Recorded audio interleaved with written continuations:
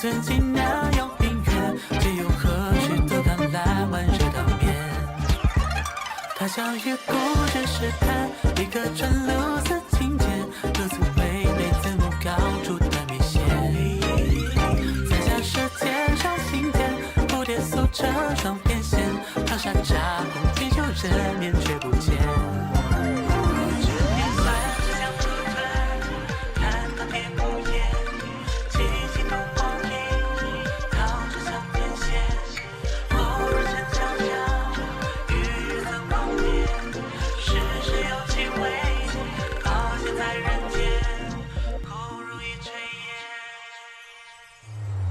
朝朝暮暮过开心夜，余生会留下夜，也想随时拥有蒸腾如云烟。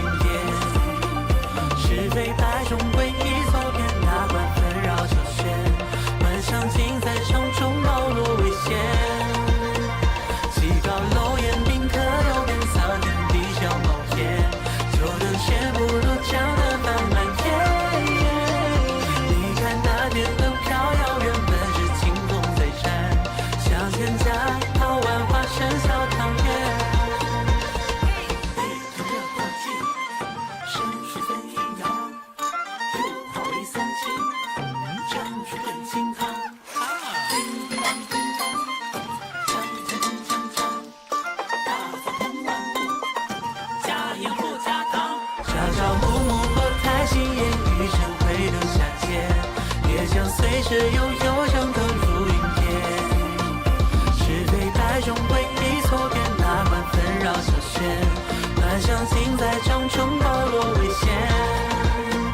起高楼檐宾客有变，苍天地小冒烟，就等闲不如江南漫漫夜。你看那点灯飘遥远，本是清风最闪，向前家桃万花生小汤圆。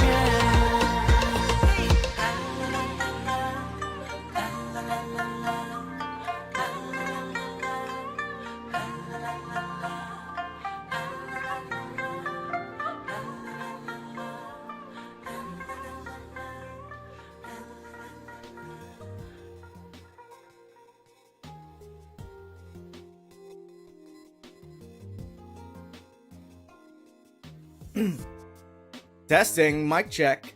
Cinnamon buns, cinnamon buns, cinnamon buns. Hello, friendos. My name is Nez, and we are once again back at it again for some more Arknights, because today we're continuing our story reading of Such Is the Joy of Our Reunion, the latest chapter in the long-running Sui saga. We're back. We're ready. Except I woke up like an hour ago, ate some leftover hamburger, got my coffee. Still kind of waking up.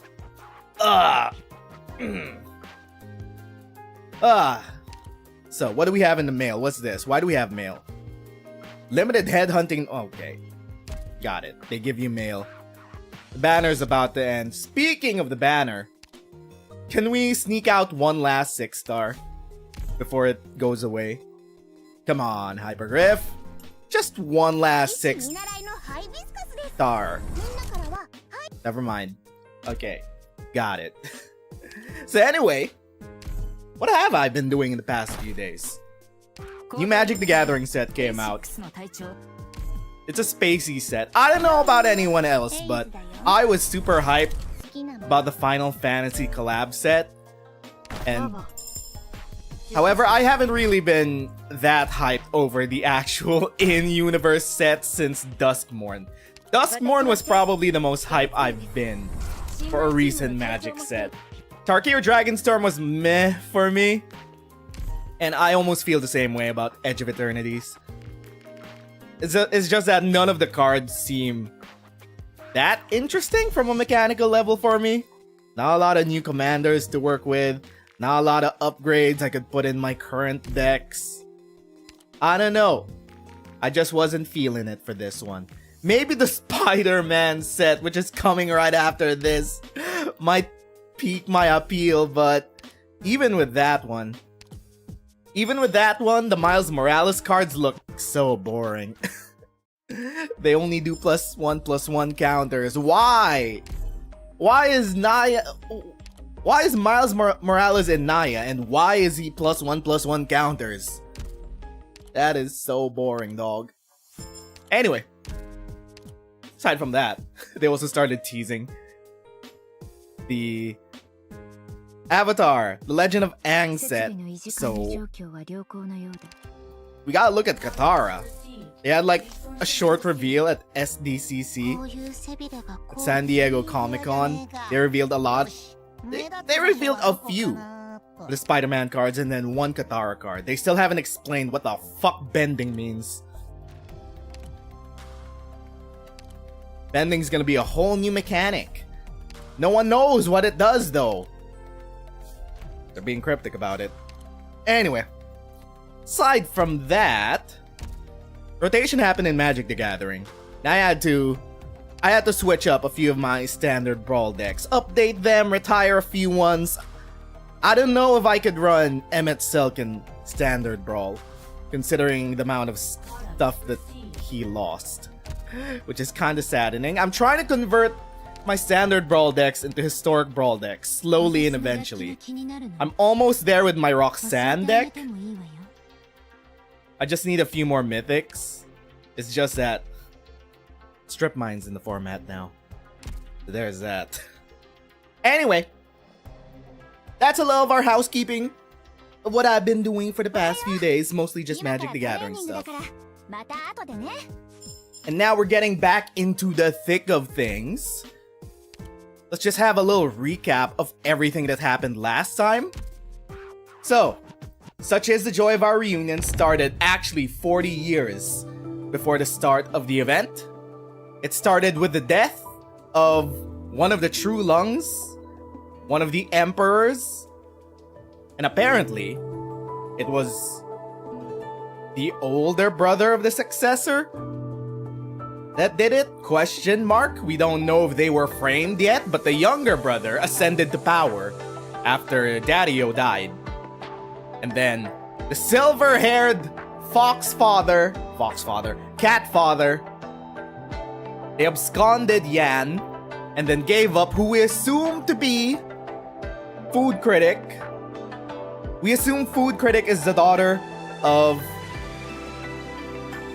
Big Brother, who absconded during the death, the supposed assassination of the true lung 40 years ago.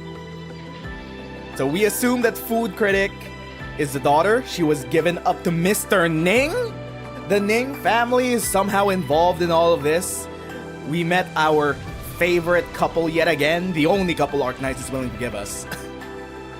So Mr. Ning has been caring for Food Critic for the last 40 years, apparently.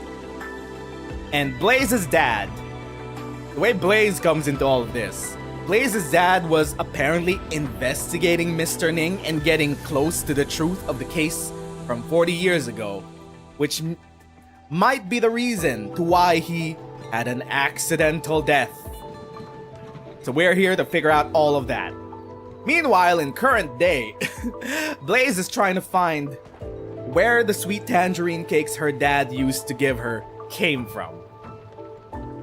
I predict that it's gonna be a family recipe, and they're gonna learn it through investigating. But we're about to join a cooking competition for the big feast, the feast of the 100 bowls or some shit. So we could get close to the head chef, and if anyone would know the recipe, maybe the head chef would. Also, he was kinda low on rent money, which is why he's helping us compete in it, apparently. He needs the money! Even immortal beings have to abide by mortal capitalism. Unfortunately. So there's that. So right now, we're about to enter the cooking competition with you coaching Blaze. I don't know why we're not entering together, but sure, Blaze is the one that's entering the competition, so we could get close to the head chef. And then maybe get our monies, maybe get our tangerine recipe, somehow maybe get closer to the mystery of things from 40 years ago. Emperor Patricide. Let's continue. We stopped at OR-3.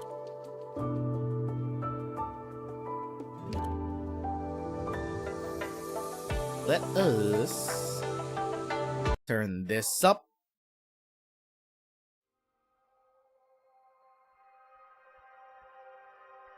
Then I am gonna hide the cursor.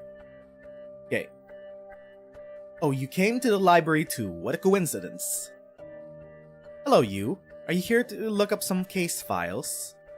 Why is you looking up case files? Also, the neighborhood dog is barking at 12 a.m.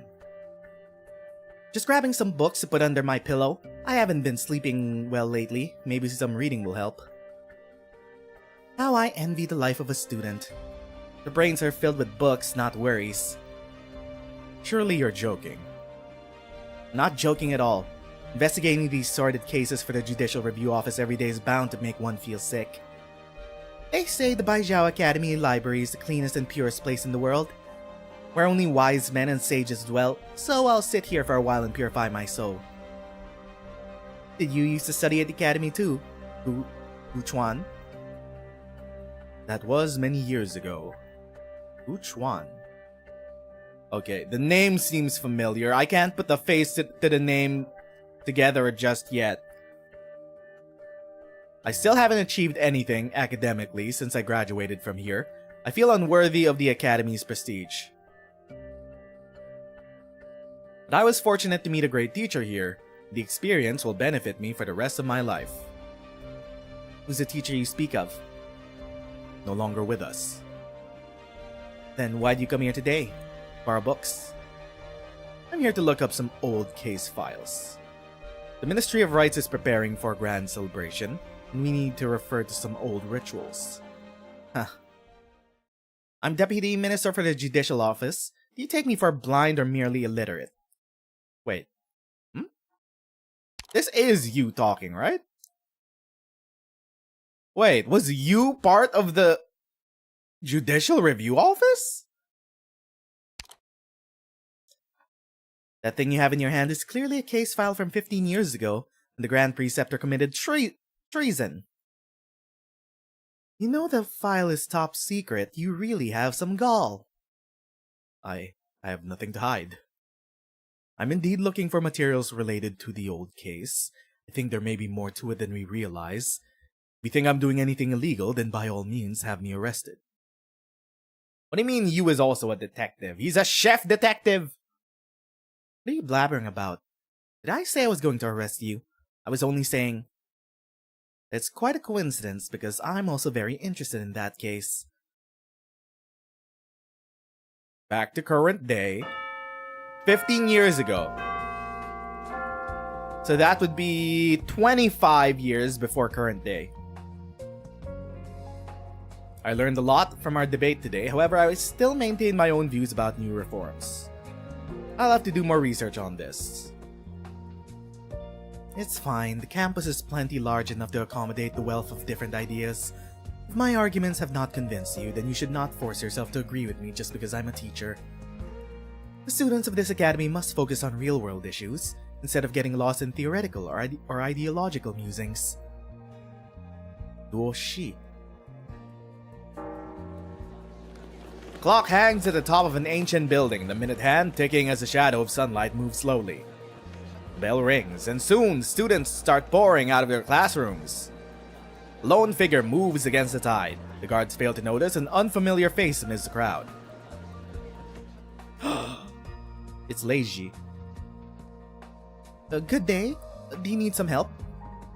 Hello? How do I get to the archives where the students' files are stored? You mean the registrar? What do you want with those files?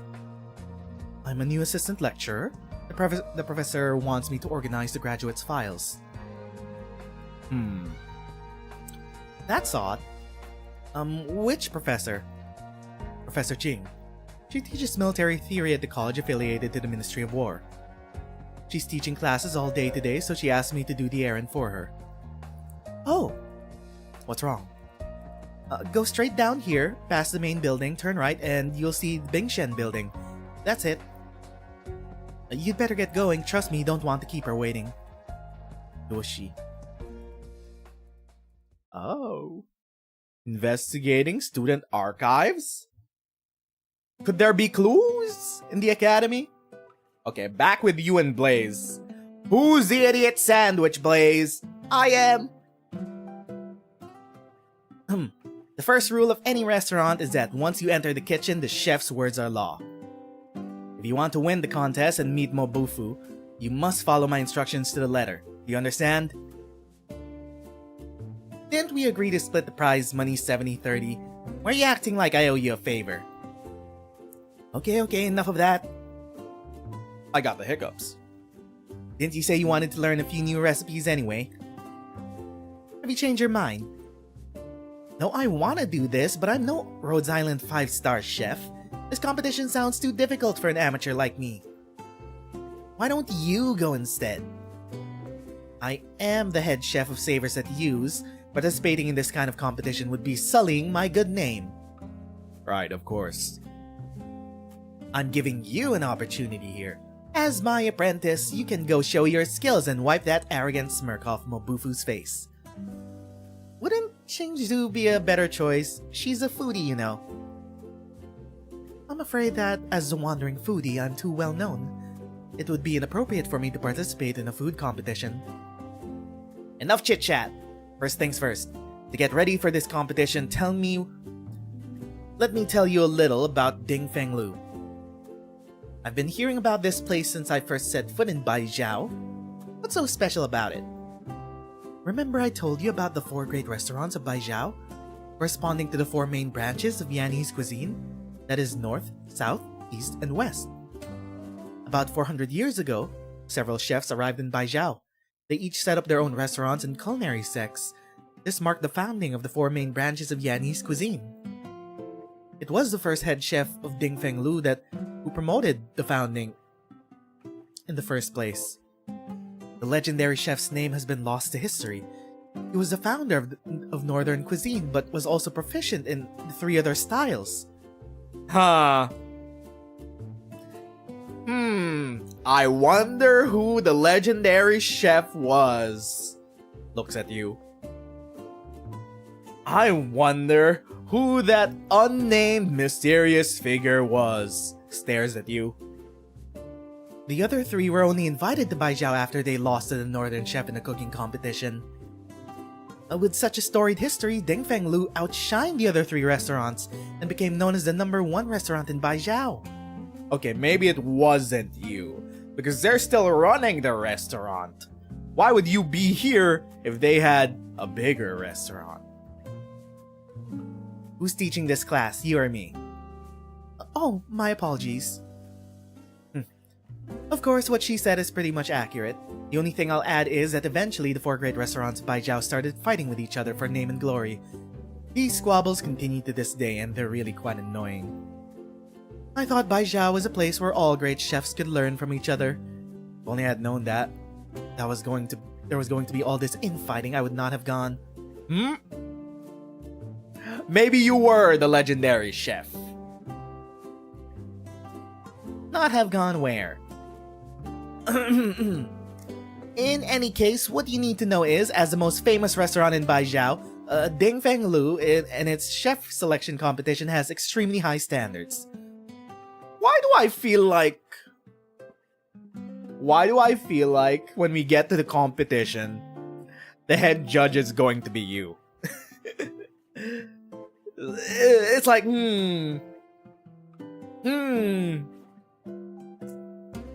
Dingfeng-lu has not taken any new disciples in many years. The only reason they're hosting this competition now is that they suddenly got short-handed, right? When they needed to start preparing for the Feast of the 100 Delicacies. But I've also heard that Chef Mo is advancing in age and still hasn't found an apprentice to take over the business. The format of the competition is different each time, but there is one requirement that stays constant. Each chef has to showcase their best dish. Wait a second. If the competition is really that difficult, how can I ever hope to win?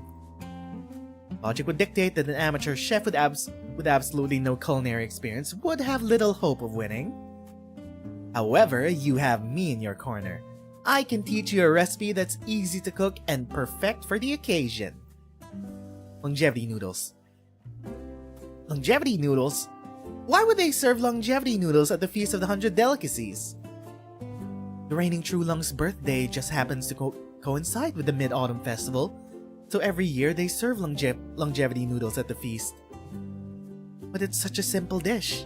Is it really appropriate for a major competition like this? Who told you that simple dishes can't show great skills? Just watch and learn. Okay, wasn't familiar with your game, you. I will sip my coffee. Ooh!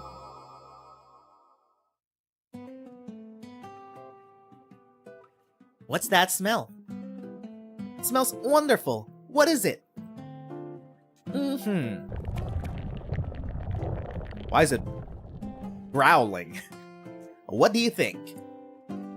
It's like magic! You only use the ingredients you showed us before? Nothing else. Fresh shell beast meat, mushrooms, scallions, bok choy. Oh wait, it's Shingzu. It's a simple recipe with basic ingredients, but the result is truly amazing. Sometimes the true skill of a chef hides in unseen places. There's more to this bowl of noodles than meets the eye. Another chef can use these exact same ingredients, but if the ratios, the heat, and the cooking time vary just a little bit, it'll taste completely different. You know how long I spent perfecting this recipe? Don't just stand there, dig in! We have smoke tech now in Arknights. We got smoke animation tech in my visual novel in 2025? Wow! I take back any criticism I had of your food. You just inhaled it. Did you even taste the flavor? If Blaze can actually replicate the taste, maybe she can meet Chef Mo. But are you really up to the task, Blaze? Figuring out the secret to this recipe would be difficult indeed, but simply following its steps should not be too much trouble. Have you ever cooked anything before? Aside from popping open a beer with the boys. Of course. Which reminds me, this is like way into the future. The Sui Saga happens way... It's the latest event to happen in the Arknights timeline. I want to see what grown-up Rosmontis looks like. He's probably a teenager by now. And Blaze, the middle-aged woman. Ah, that's good then. Now I'll give you the recipe and explain every step for you. Follow them exactly and you'll be fine. Great, I'll study hard. I won't disappoint you.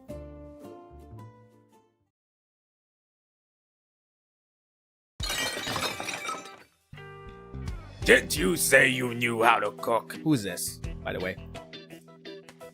The instant noodles already pre-made. How should I know how to knead flour into dough? You really are a hopeless case. You haven't even taught me anything yet. How can I teach you anything? You managed to break 3 bowls while just kneading the dough. I can't risk you breaking anything else in here. Ayo. Be careful, these bowls are expensive. We can't afford to buy new ones. Meanwhile, someone else is having a fight. What was that cutaway? Guchuan. Same name that we heard talking to you at the student archives. Guchuan. It was a familiar name from last time. Filter returned from Victoria. Oh, I remember now. Guchuan was Blaze's dad. Wait, you met Blaze's dad? Blaze's dad was investigating the case through the student archives while they were still a student.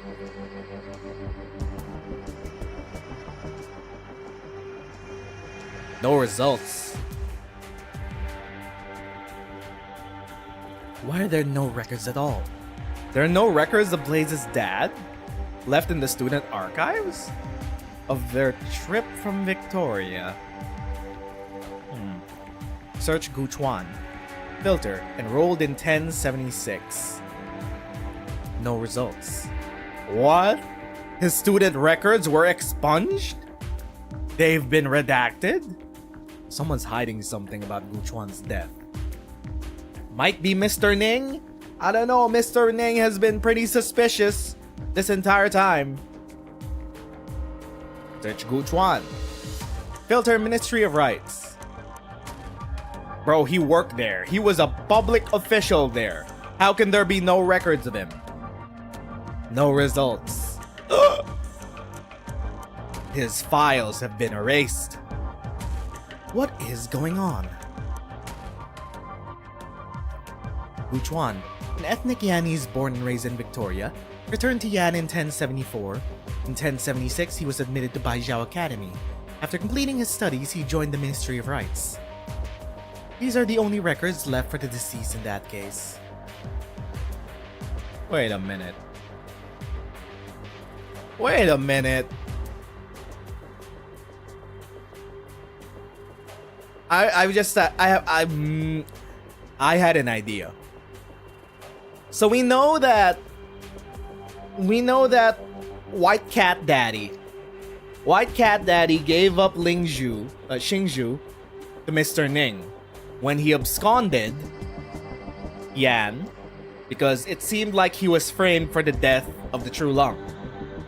Now, we're operating under the assumption that Silver Cat Daddy is completely different from Blaze's dad, who is Gu Chuan. What if that wasn't the case? What if after absconding Yan, he went to Victoria, he found love there, he found a wife, and that's how we got Blaze. And then Gu Chuan came back under an alias to investigate, but then again, they should recognize his face, right? If he became a public official yet again, like a couple decades later after a big case involving the patricide of the True Lung, could he have kept the cover for 2 decades until he was murked?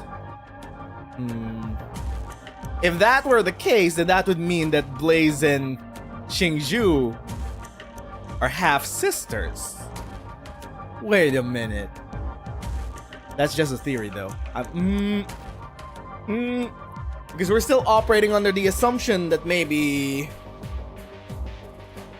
they're 2 different people, but if we're investigating one person this heavily, I don't know. These are the only records left for the deceased in that case.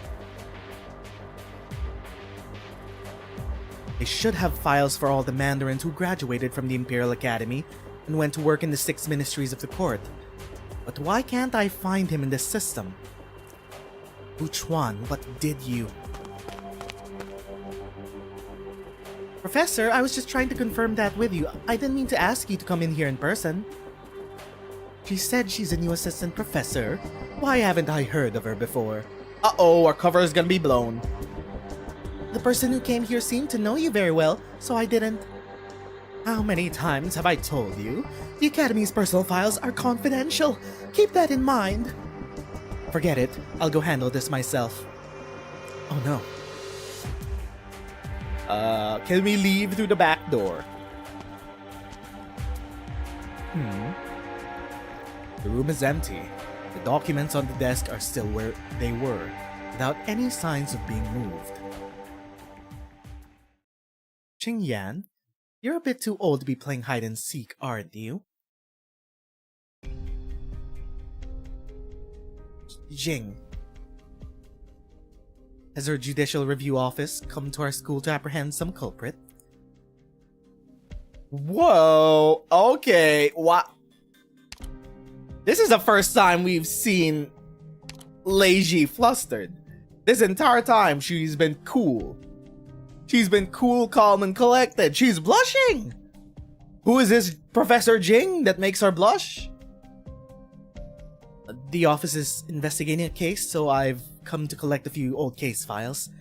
Please Jing, Professor Jing, please cooperate. Alright then. If you're here on official business, show me your official documentation. I rushed so quickly to get here, I left it back in my office. Leiji? Who is this Jing woman? So profound that she makes Leiji blush like this? Really? Well then I'll just place a call to the head office. Wait a moment. Professor, are you okay? Should I call security? Gives a pleading look. No, I forgot that I asked some other professor here to collect some materials for me. I'm sorry for wasting your time. It's not a problem. Goodbye, Professor. Alright, now it's just the two of us.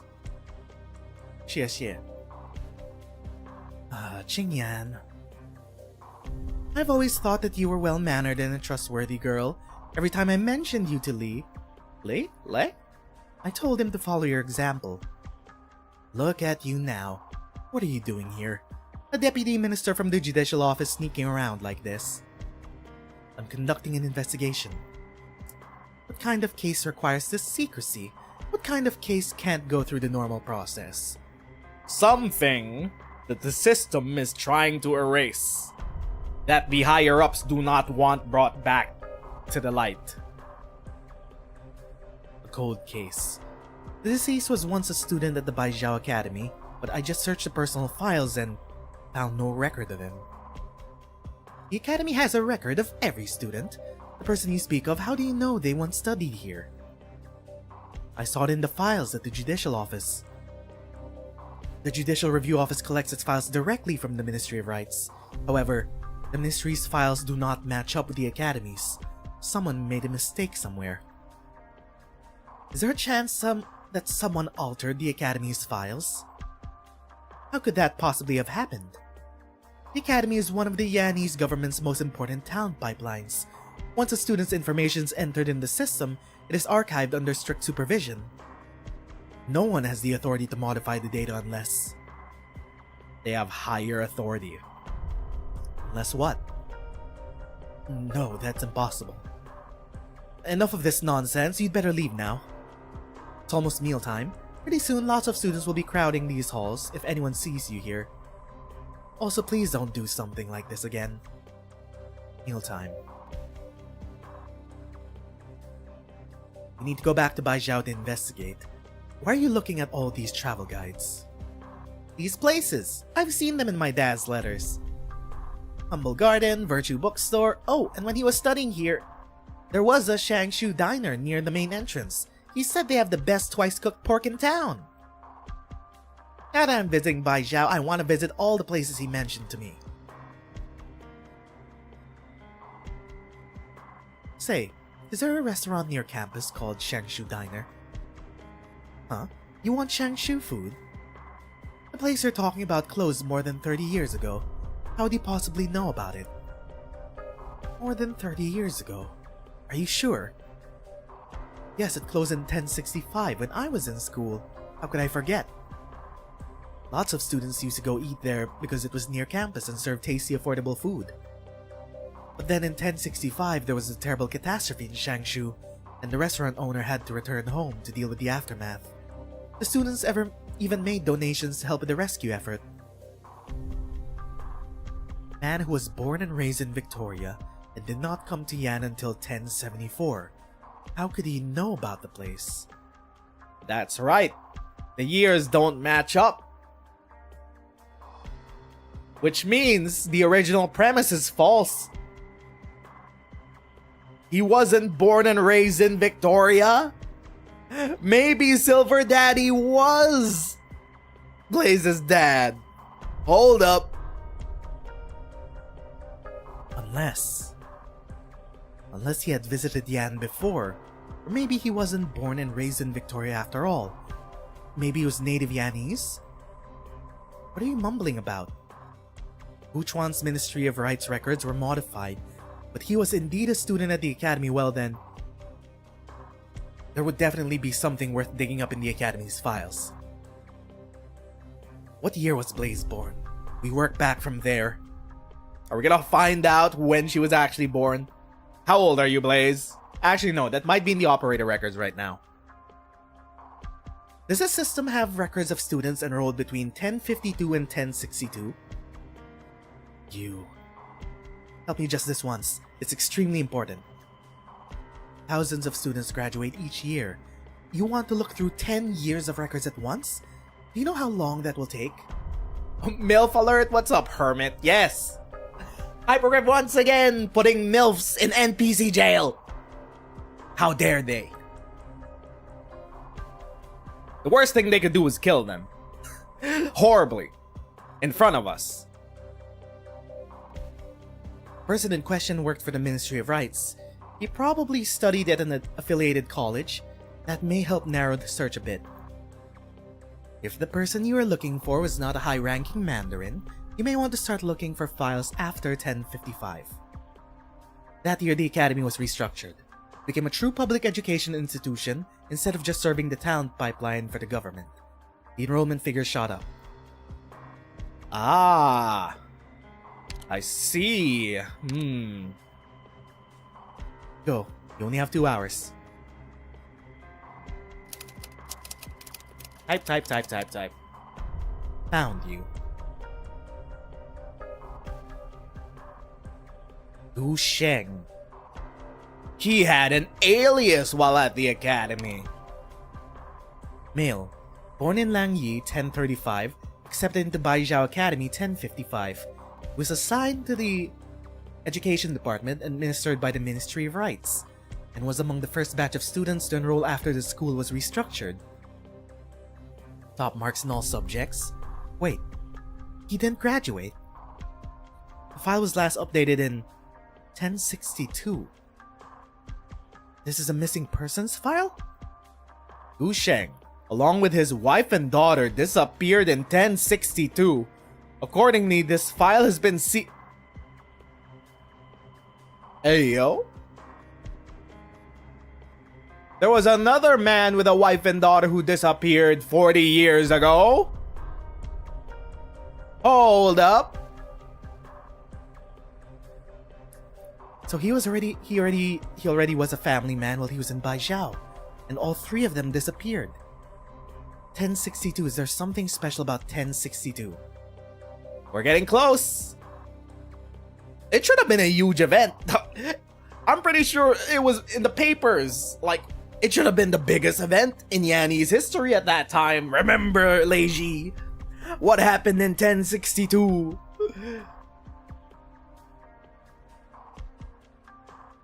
Blaze, I need to confirm something. You were born in 1062 in Victoria, right? Yep. From as far back as I can remember. I lived in Victoria. Okay. Blaze confirmed 40 years old. She's minimum 40 years old in current day. She is cold shot material. I mean, kind of cowardly for Hypergriff to not give her alter a little bit of wrinkles. You know, it's a bit cowardly. Youngest middle-aged woman in Arknights. I asked you where you were born. How am I supposed to remember that?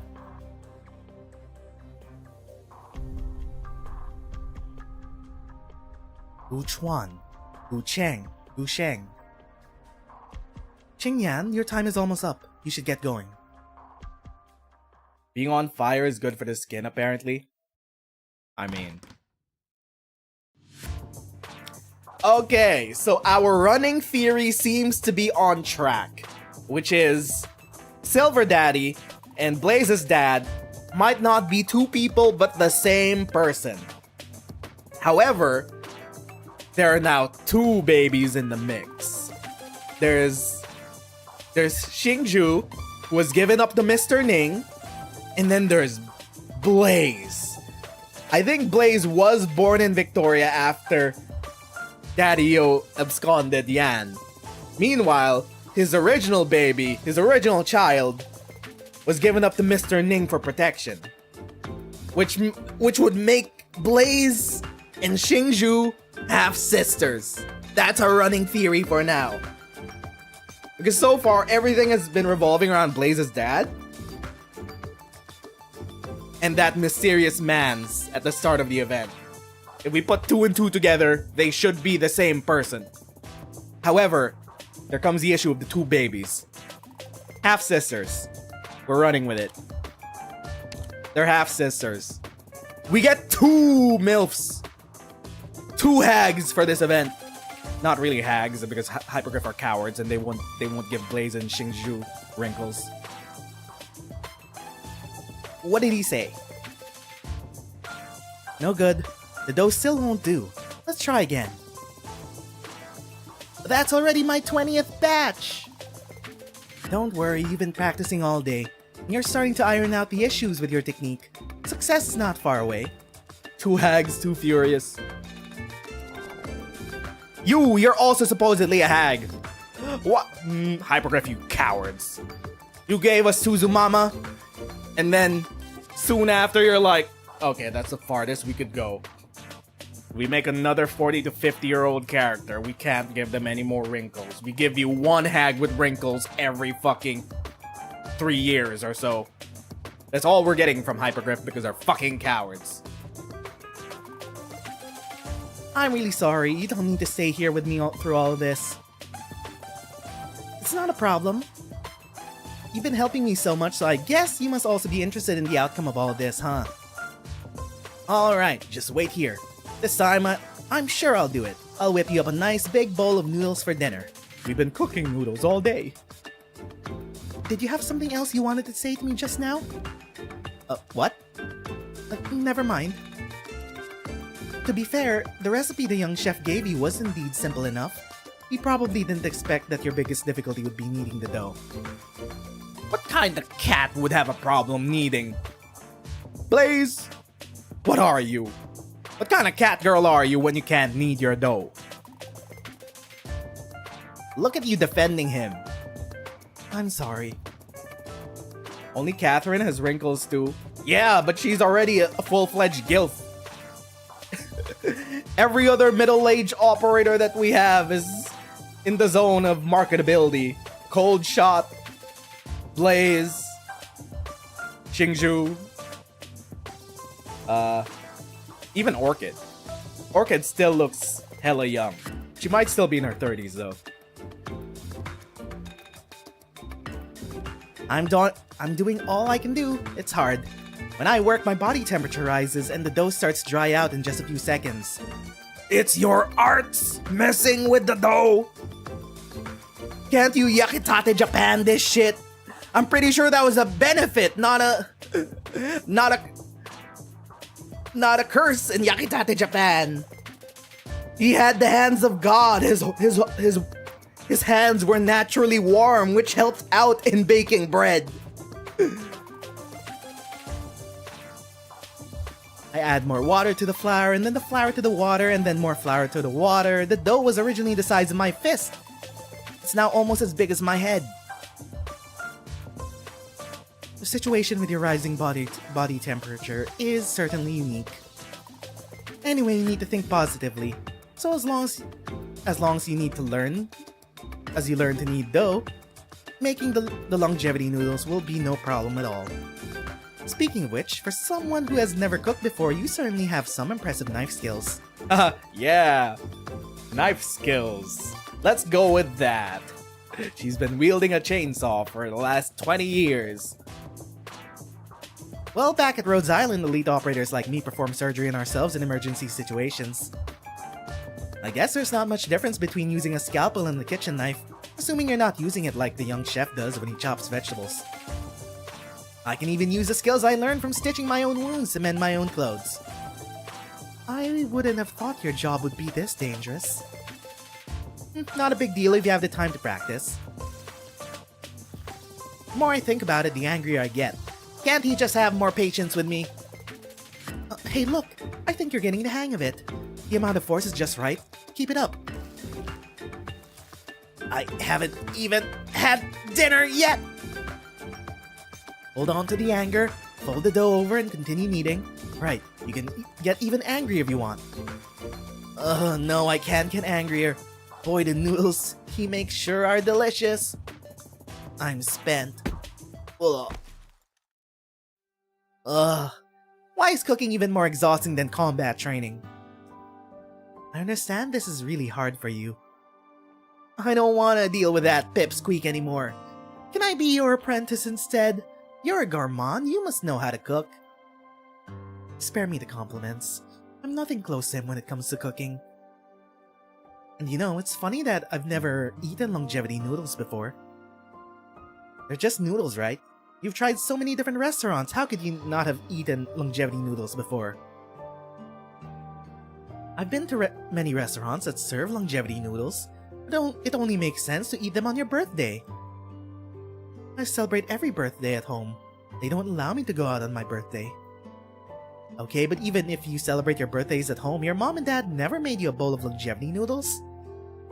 They were never there. They were with Blaze. This is gonna be awkward. Actually, I've never met my parents. Oh, I'm sorry. Although I have never seen my parents, I still have other family members. Every year on my birthday, my family holds a big banquet for me. At banquets like that, I don't think they care much about longevity noodles. However, I've always been a little afraid of birthdays. Isn't it nice that other people remember your birthday? I can't really explain it. I always feel that every time I have a birthday party, I'll be surrounded by a lot of people who want me to laugh, and also to cry. But it doesn't seem to matter whether I'm there or not. Enough talk about me. You're from Victoria. Do you eat longevity noodles there? I grew up in Victoria, but my parents are both Yanese, at least by blood. When I was little, every year on my birthday, my mom would make me a bowl of longevity noodles. Taste was nothing special, it was just regular old home cooking. After I left home and could no longer eat my mom's home cooking, I even forgot what it was like to celebrate a birthday. That is, until that night. Rhodes Island. With the elite operators? The seasoning packet, the vegetable packet, and I'll add 2 sausages. Why are the lights off in the cafeteria? You were secretly making yourself instant noodles on your birthday? Hey, what are you guys doing here? You scared me. Shh, keep your voice down. It's late. What are you doing in the cafeteria at this hour? Ace, why do you look so serious? There's not an urgent mission, is there? What are you holding there? It's the noodles. I stayed too long at the training ground this afternoon and didn't have enough for dinner. What? Now that I'm an elite operator, I can't eat instant noodles anymore? The captain isn't scolding you for eating junk food. He's saying, today's your birthday and you're eating instant noodles. My birthday? But didn't Dr. Kelsey say... That's why I told you to lower your voice. So long as we don't make too much noise, even if she hears us, she'll pretend not to hear, yes. I even suspect that she deliberately arranged for our fieldwork breaks to overlap, just so we could throw you a birthday party. Think of it as her way of giving you a birthday blessing, even if it's hard to imagine. Mechanist, I need you as a playable operator. Blaze, you're one of us, part of Rhodes Island. You're not alone. Thank you all so much. Alright. It's already midnight. Happy birthday, Blaze. Happy birthday, Big Cat. Happy birthday. Happy birthday. Also, Mia isn't on the ship right now, but she asked me to pass on the birthday wishes. She hopes you stay happy and healthy. Aw, Bunny. So you're planning to come blow out the candles and cut the cake? Or are you just going to stay back with your instant noodles? They got a cake. Seemed like Rosmontis wasn't around yet. That was the first time so many people celebrated my birthday with me. That bowl of instant noodles became my longevity noodles. Everyone knew how much I wanted to have a birthday party, but that day, not a single person actually came out and said, I knew you wanted this. They acted like it was just another one of my many, many birthdays. I liked the nothing special feeling of it. Now you're making me jealous. Oh, right, you said you've never had longevity noodles. Well, let's whip some up for you. But you haven't even learned how to knead the dough yet. I don't know how to knead noodles, but I do know how to cook ready-made noodles. I'll go ask Jan for some dried noodles that I can simply boil. Oh wait, handmade noodles, ready-made noodles. Maybe it really will work after all. Alrighty.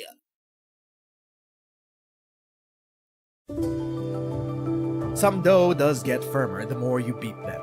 Huh?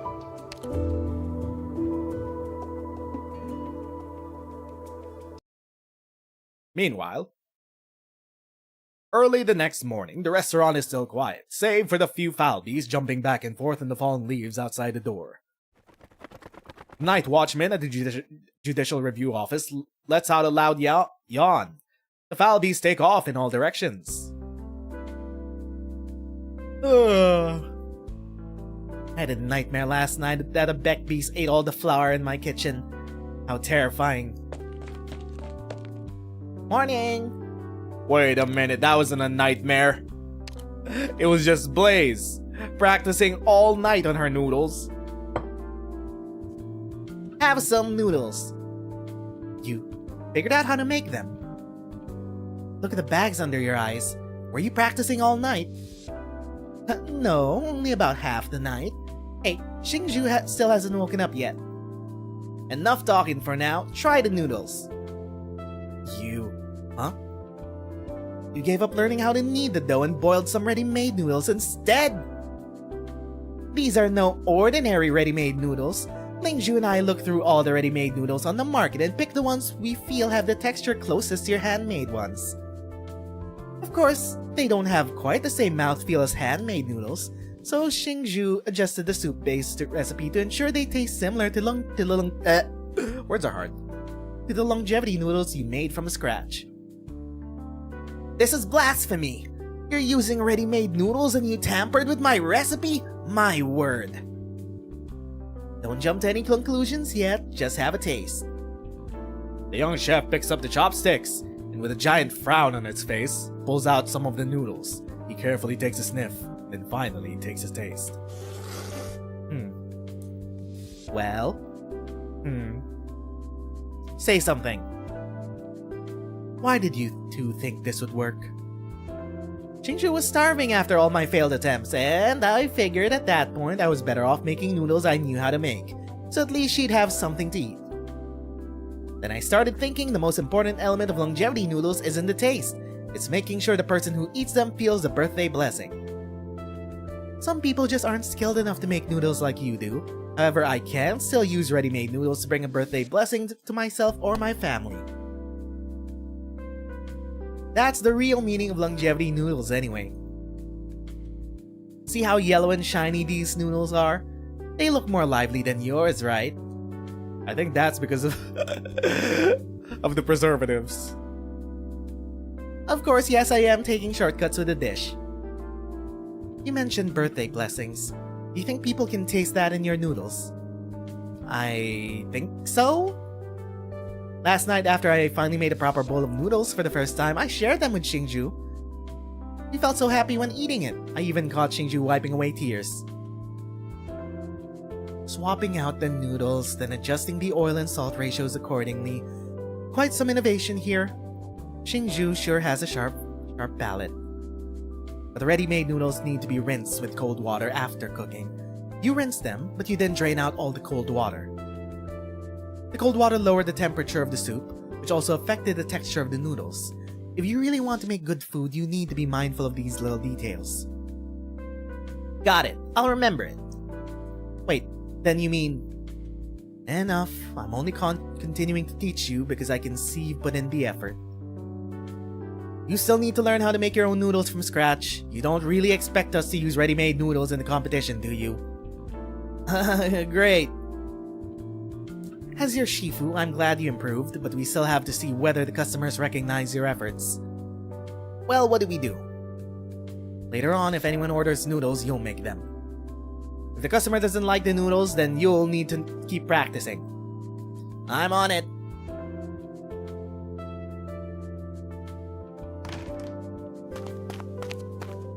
Hello, would you like to try our special longevity noodles? It's not my birthday. Why would I want longevity noodles? It's a new dish we're trying out. We'll give it to you for free. No, I meant if you try it and like it, then maybe you should still pay for it. I mean, I have to settle it with the boss, you know. That's an interesting way to do business. Sure, give me the bowl of noodles then. Ah. Do you need something else from me? No, I just want to see how you like the noodles. Okay, I'll give them a try. And picks up a single noodle using chopsticks, then a piece of bok choy, and some scallions. He tries them one after the other. He eats with graceful manners, but somehow in just a few moments' time, the entire bowl is empty. What do you think? Good. Even excellent. Really? The soup has a rich umami taste.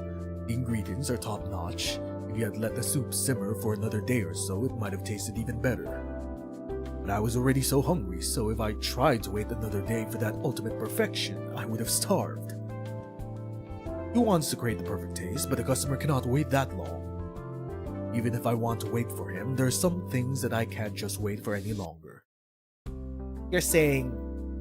Don't worry about it. Just tell your boss what I said, yeah.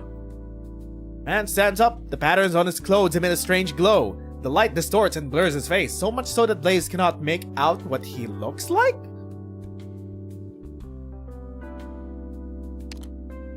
Who the fuck?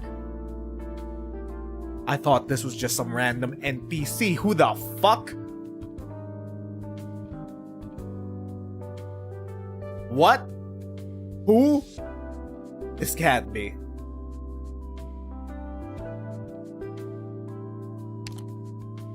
Hey, you didn't pay! Oh! Okay. It's one of the brothers. It's not the older brother, it's just the one brother that's like working with the older brother. I forgot, you were also... Yeah. I forgot that you exist, mainly because you have the same color scheme as Shu. Mostly the same color scheme. You have the same deep blue accents. And you're working with older brother. Just deduct the funds from my account. From my account, the Suis keep tabs on each other.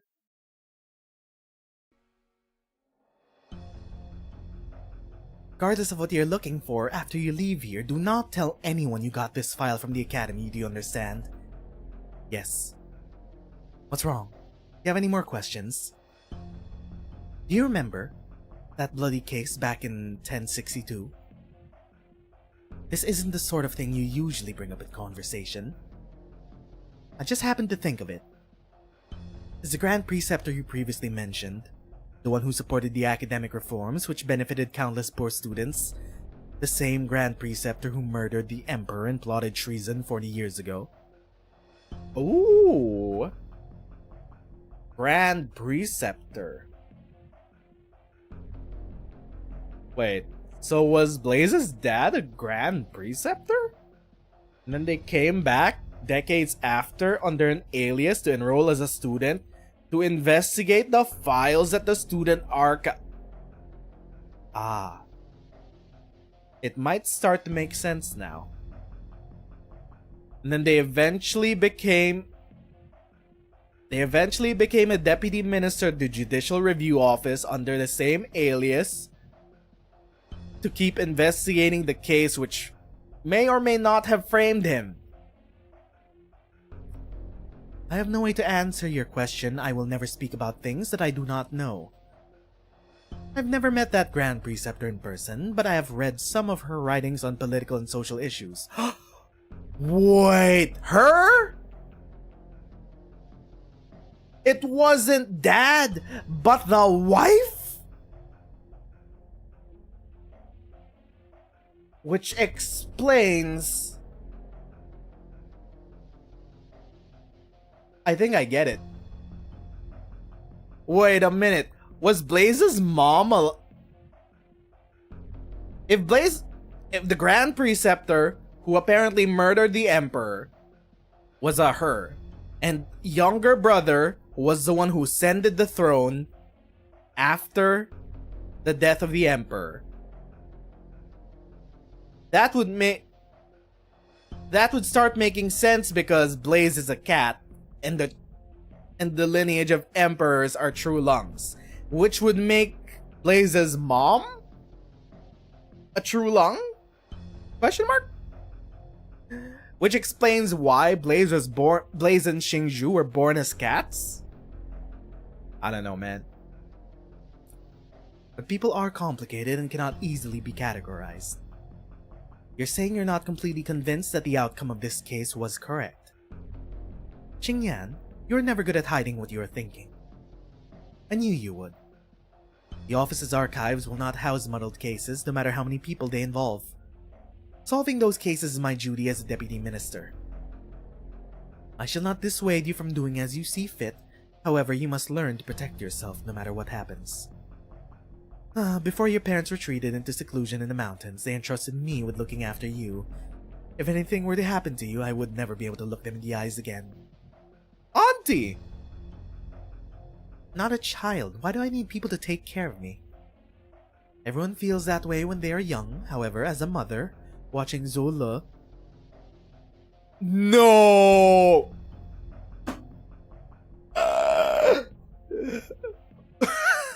No! You're Zulaw's mother? Wait. Grow up every day by day, I feel a weight growing on my heart. No wonder you seemed familiar. Your face felt familiar. What else should we parents worry about other than our children's safety? You're Kirido's mother? I just realized that. But if your parents learned that I prevented you from fulfilling your duties out of concern for your safety, then they would really blame me. Do she, sister?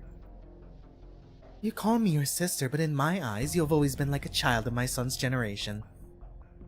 Speaking of which, Yuman is nearby Zhao now. Have you seen General Zhou over the past few days lately? Same hair and everything. Things are coming to a head. The Ministry of War is holding meetings day and night, and the General must remain on the front lines to oversee things personally. Neither he nor I can abandon our posts.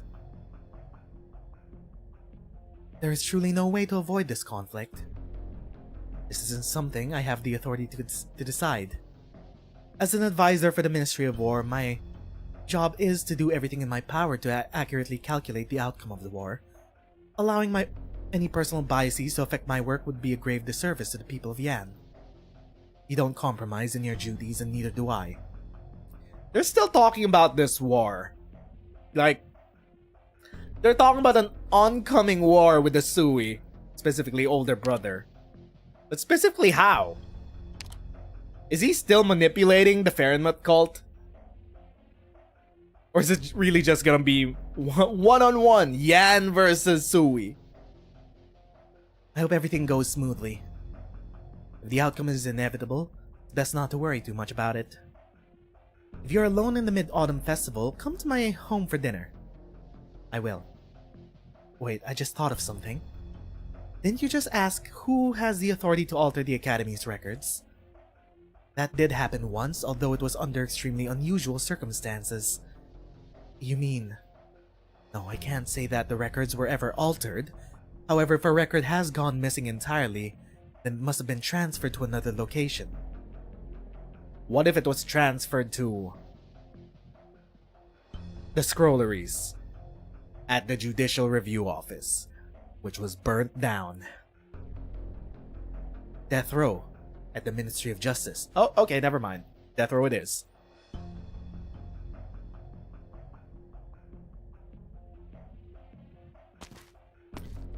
Hello there, Kirito. We were just talking about you.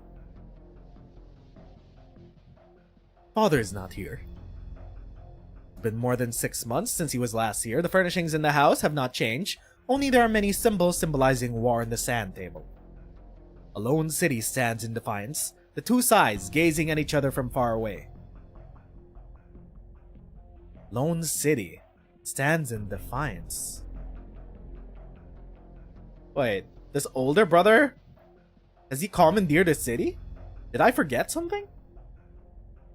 Lord Zuo. Thick familiar voice rings out from behind. What's up?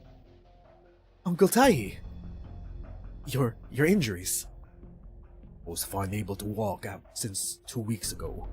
But with some difficulty, at least I'm no longer bedridden. Zola stares at Taihi unbelievably, who does not look like the man he remembers. The wind lifts a corner of his cloak, revealing his thin, withered figure underneath the wide robe. Taihi, once a man so strong and sturdy, is now emaciated. It's as if a mere gust of wind could blow him away. Uncle Tai. Kung Fu is merely an external tool. I am, after all, still a monitor censor in the Department of Discipline Supervision, and there will be opportunities to realize my aspirations. If you continue to dwell in this, Lord Zuo, then you're only underestimating my skills. No. Taihi, I know you're no ordinary man. A few injuries aren't enough to stop you. It has been over 6 months since we last met. You look stronger than before. The General will be pleased. By the way, Father is... The General has been in constant meetings with the Sui regulator in the Ministry of War. He's had barely 10 minutes to rest. The situation would change in an instant. Is the court still ready to go to war at all costs? After the incident in Dahwang, the bestial Sui is no longer under the Sui regulator's control. There are some minor disagreements between the cabinet and the 6 ministries, but their overall opinion is clear. Eliminate the threat once and for all. But consequence of this war will be...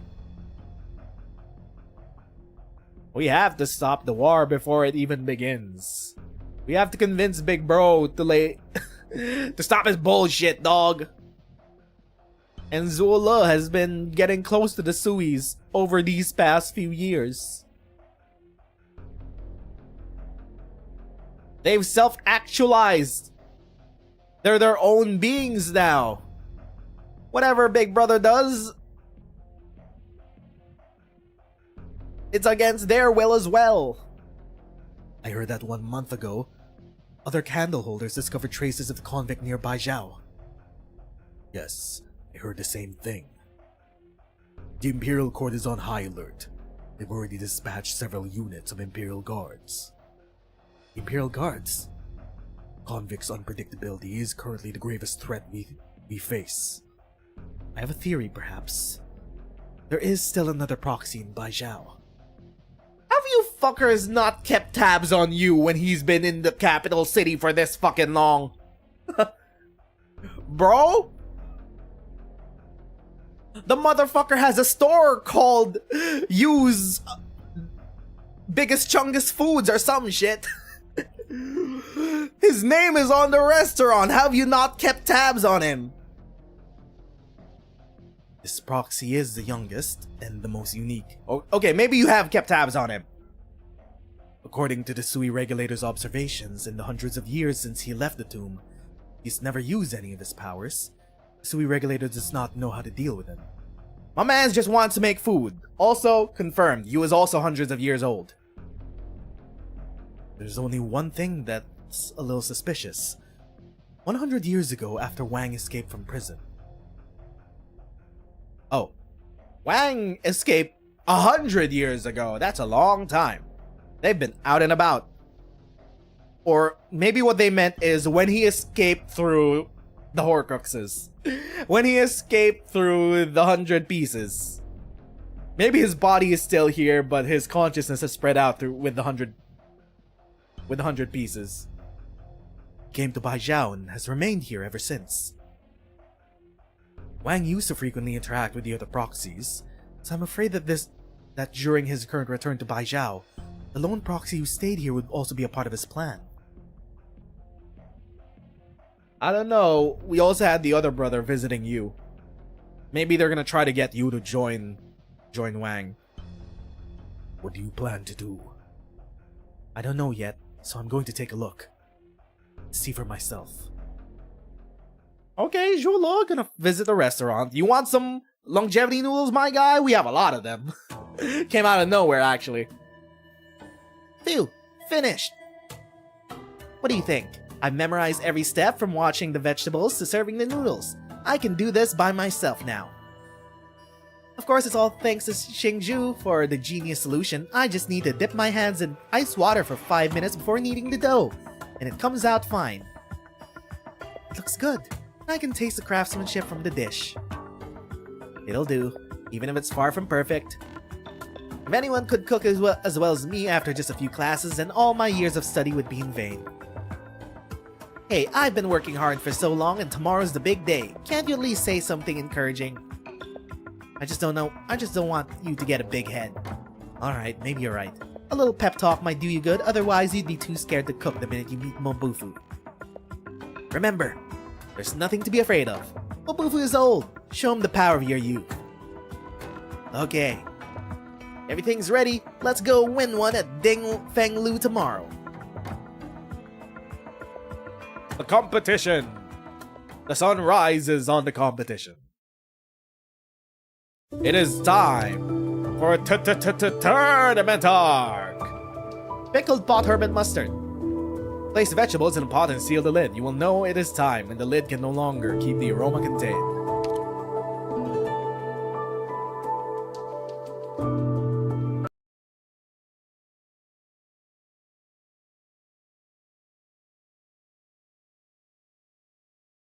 Ah, that's some good coffee. Welcome to Ding Feng Lu. Ooh, it's one of those fancy restaurants. The fanciest restaurant. Considering there are 4 big restaurants in Baijiao. Wow, this place is... So this is the place everyone's been talking about. Are you nervous? Huh? Don't think I should be. The competition is nigh and yet I feel apprehensive somehow. I mean, nothing to fear, the young chef said it was fine. Besides, it's not like we're trying to be cooks here, we're just on the hunt for that legendary chef, right? To ask him for the tangerine cake recipe. Old comfort, but I suppose at this point that's all I'm getting. Hello there, uptight examiner. It's time. All spectators, please remain here for now. Competitors, follow me. If you get anything difficult thrown at you, don't bluster. Just keep calm and think. There's always a way. Relax, okay? I'll see you. Tell me I feel like nothing's gonna go fine.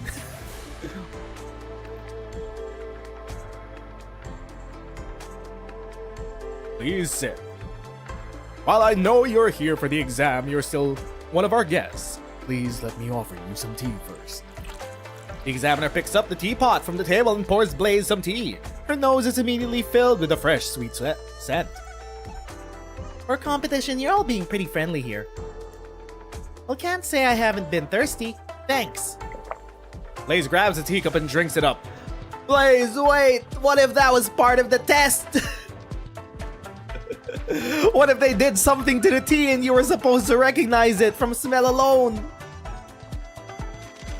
As she does, the examiner places a pen and paper before her. This pot of tea is infused with several ingredients. Please write them down. I told you it was a test.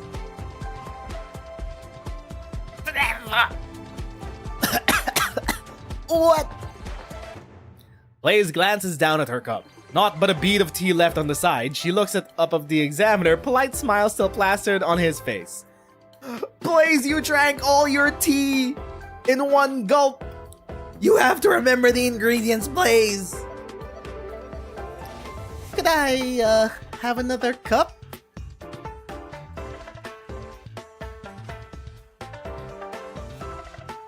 Things are fine. Things will go fine. Today looks like a bust for... wait, laid back, chef? Today looks like a bust for me. They've gone through dozens of people since morning and nobody's even passed the first stage. The teas? No one's passed the tea stage? Our head chef is being too harsh on them. It's like a revolving door over there. No one can last longer than a minute. A chef's third eye is their tongue. If their tongue's not good enough, they can't be a good chef. It's no point wasting the head chef's time if they can't even pass stage 1. May as well send them home earlier. Hey, excuse me, madam. This is the kitchen. Are you... Leiji? Judicial Review Office investigation. If I could have both your assistants.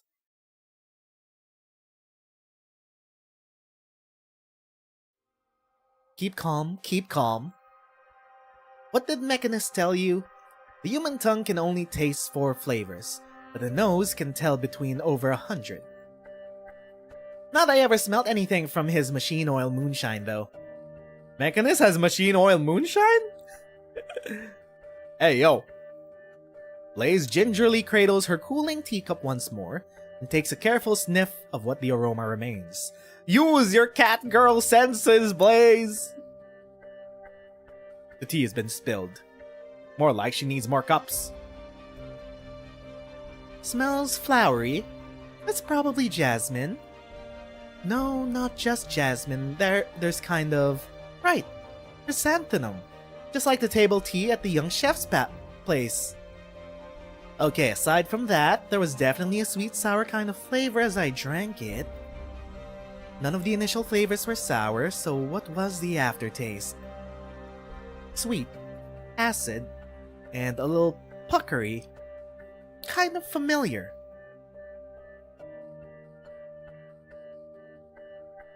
Why do you want me to try this plum wine anyway? It's a specialty here in Baijiao, you see. There's a plum forest north of the city where, when summer sets in June and the plums are fresh and ripe, people pick them to steep in wine, ideally Shaohan wine. Wine made from most moss oats like this has a particular flavor to it. It goes perfect with plum. Steep it for about 3 months and it's ready just in time for mid-autumn. Plum wine, huh? So it's got history. Earlier you asked me what happened to all the people who lost building Baijiao, right? I wouldn't say it's got history really, it just strikes me. During those awful times back then, pickled plums were a worker's staple. And some years after finishing Baijiao, that plum forest sprang up in the mountains north of us. No one knows exactly when it did, nor who planted it. I wonder who planted it. Gee! There seem to be a bunch of mysterious attributions all throughout Yanni's history. I wonder who planted it in the first place. So it's a way of remembering them. Kind of. At least they were never forgotten. Once the plums are ripe next year, we can go to the mountains to see together.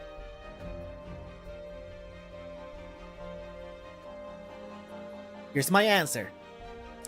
Jasmine, chrysanthemum, green plum, mountain blossom, rock sugar, Shaohan wine. I've heard there's a plum forest north of Baijiao. The plums in June get brewed in mid-autumn. I'm guessing the plums in this were picked earlier than that, which is why there's still a mouth-puckering taste in it. The alcohol stemmed away while boiling the tea and left just the sweet sourness of the plum, plus the mild and subtle aroma from the flower. It wasn't obvious when I drank it down, but the aftertaste really stays with you. I'd really like another cup. Identifying the first few flavors is reasonable enough, but you're the first one today who's been able to point out the use of Shaohan wine. So I'm right? Are you not sure about your own answer? No, of course not. Of course I don't, haha. Then congratulations on passing the first stage. Please follow me upstairs. From the rear hall sounds a gong, and the doors next to Blaze yawn open. What is this? Game show? Ring the gong!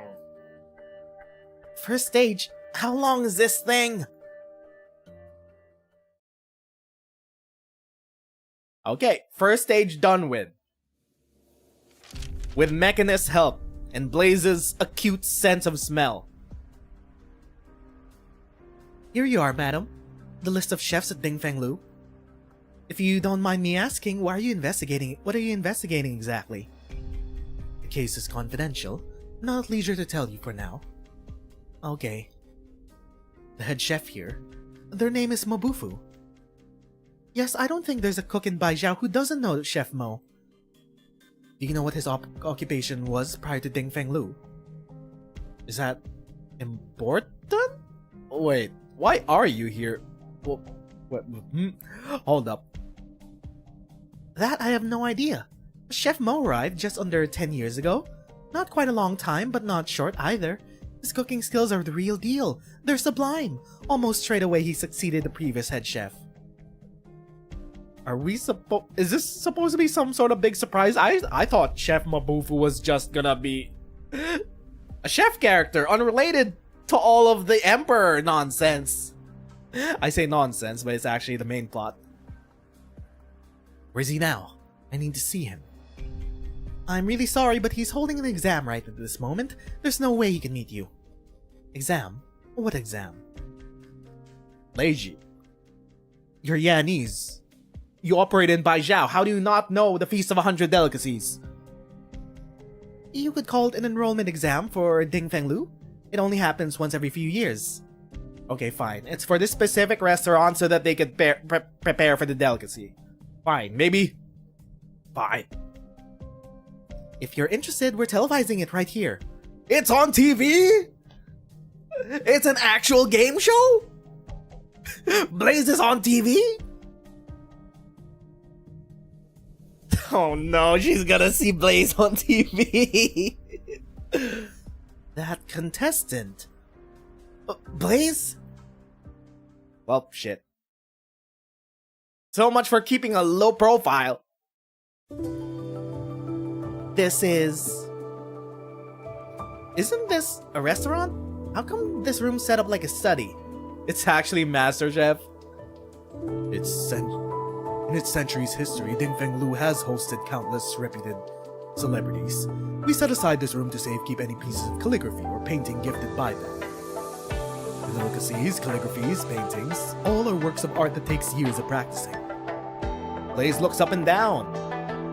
Hundreds upon thousands of silk threads hang from the ceiling, a wooden placard tied to each one resembling a curtain. All of these are names of dishes. As you're no doubt aware, Ding Feng Lu is hiring chefs in the run-up of the Feast of 100 Delicacies. This calls for cooks who are not just culinary skilled, but who grasp the significances behind the dishes they make. Every dish here originates from a past Feast of 100 Delicacies. Pick one placard and tell me the dish's history. That is the second stage. Oh, that'll be easy because we've been talking to Xingzhu. We've been getting history lessons all week. From the feast? How the hell should I know any of these? Nah, whatever, I've got it this far. Blaze closes her eyes and swipes one down. What? You just chose one randomly? The neighboring placards clatter against each other as if an endless wind chime. What's this? Medley of whites. Oh my god, Blaze! Blaze barely knows how to cook anything. Passing the first stage was already a miracle. She spent basically her whole life in Victoria. How could she possibly know any of these stories? Blaze, I really wish I could help you. She's on TV! Everyone can see! You have a time limit. Do you know the origin of this dish? About 50 years ago, give or take, Yan's grand preceptor presented a true lung with a dish the simplest, plainest stewed radishes. But the special thing was, the radishes she used came from all over the land, and each one had a massively different flavor and texture. But having been stewed for long enough, they absorbed enough broth and were all equally tasty. I hear Yan's always put education first, but because the country is so big and every city has widely different circumstances anyway, the further out you go, the harder it is for students to really achieve. The Grand Preceptor was trying to tell the true lung that every student, no matter their background, should have equal opportunity. This is ironic, because I think Blaze is directly talking about her father. If we're still under the assumption that the Grand Preceptor, who apparently committed treason, quote-unquote, over to the True Lung. And they were the one that absconded. Then Blaze is talking about her father. The True Lung took the Grand Preceptor's advice, advocated hard for educational reform, tore down any regional restrictions, and brought equality to educational resources. No shit, that's exactly it. Because that's also what happened. That's what happened to the school. That's what happened to the pipeline school from the last chapter. It became open to the public. Same story. The next year, when Baijiao Academy announced its successful applicants, there we go. Students from remote regions made up more than half of 1,000 plus that qualified. In the decades after that, the Tianxis buried in their bureau's books, the students studying like hell in their academies, all of them thank the Grand Preceptor for boldly advising. That, if I'm not mistaken, is what Medley of the Whites represents. Blaze senses the spectators stop chattering. Did she just make it up? She's not wrong. Everyone is nervously watching her right this moment. Wait, she's not wrong? How did Blaze know that? And why would the exam writer leave the name of this dish in there? Huh.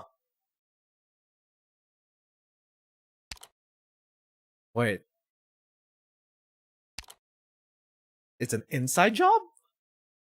You don't just mention her. Not in front of everyone. Oh right, the Grand Preceptor wasn't the dad. The Grand Preceptor...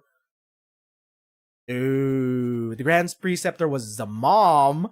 Taboo topic, because the Grand Preceptor, as we all know, committed treason and killed the True Lung.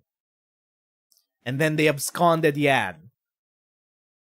She's Victorian, she's a foreigner, she doesn't know that it's a taboo topic.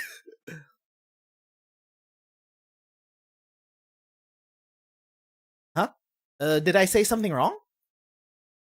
Interesting. I don't know who this is. I feel like either it's going to be a Sui or it's gonna be Mr. Ning, because they've been dancing around the identity of Mobufu for a while now. Who's Mobufu actually? The voice descends from a few meters above. Blaze stares up above her but doesn't see anyone. A foot lands on the stair step.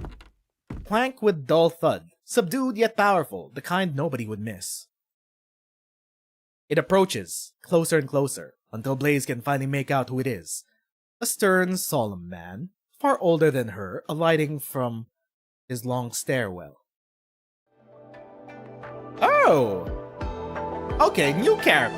Mobufu is not a character we've seen before. Got it.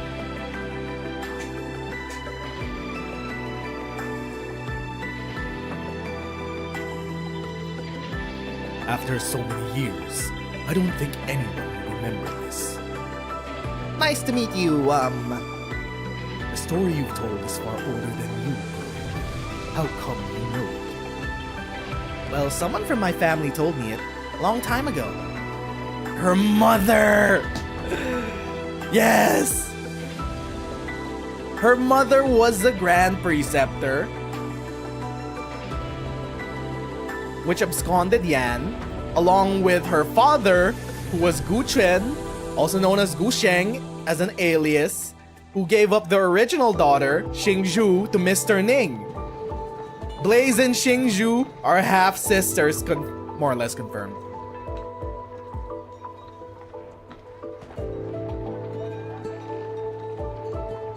Unless, of course, it was the dad that told it. What?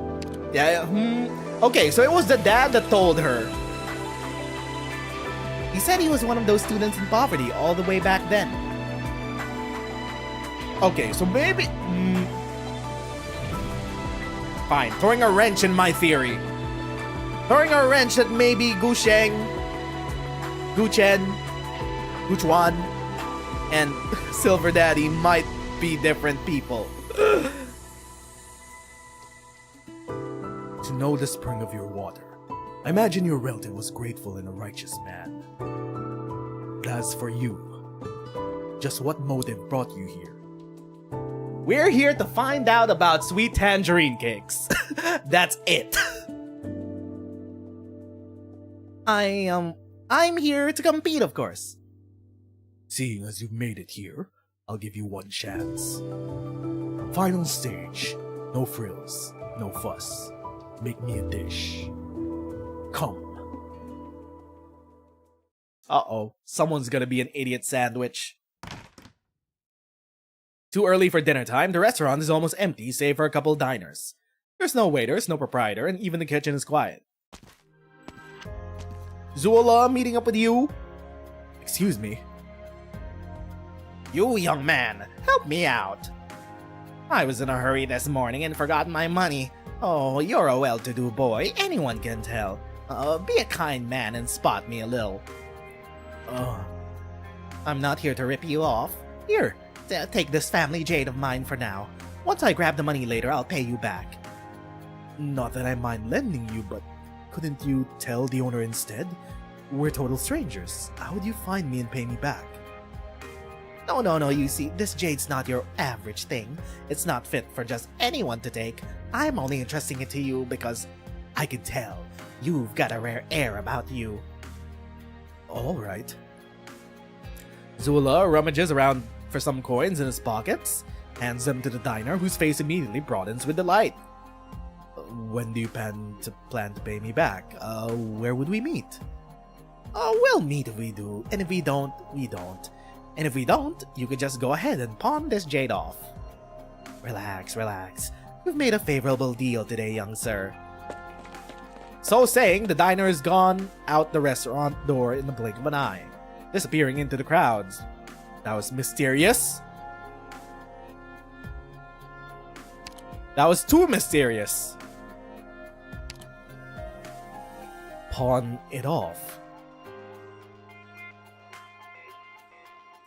I feel like he just laundered something. Sounds like a scam. That's my dish. Pretty good job, wouldn't you say? Longevity noodles. Mabufu's hands rest on the table, chopsticks in his grasp. For a while, silence before he finally picks up the spoon and tries a mouthful full of soup. Blaze examines Chef Mo's face closely, but the satisfied look she's hoping for simply does not blossom across the old man's face. These noodles. This soup base. Who taught you this? Uh-oh, he recognizes it. He's like, that old bastard.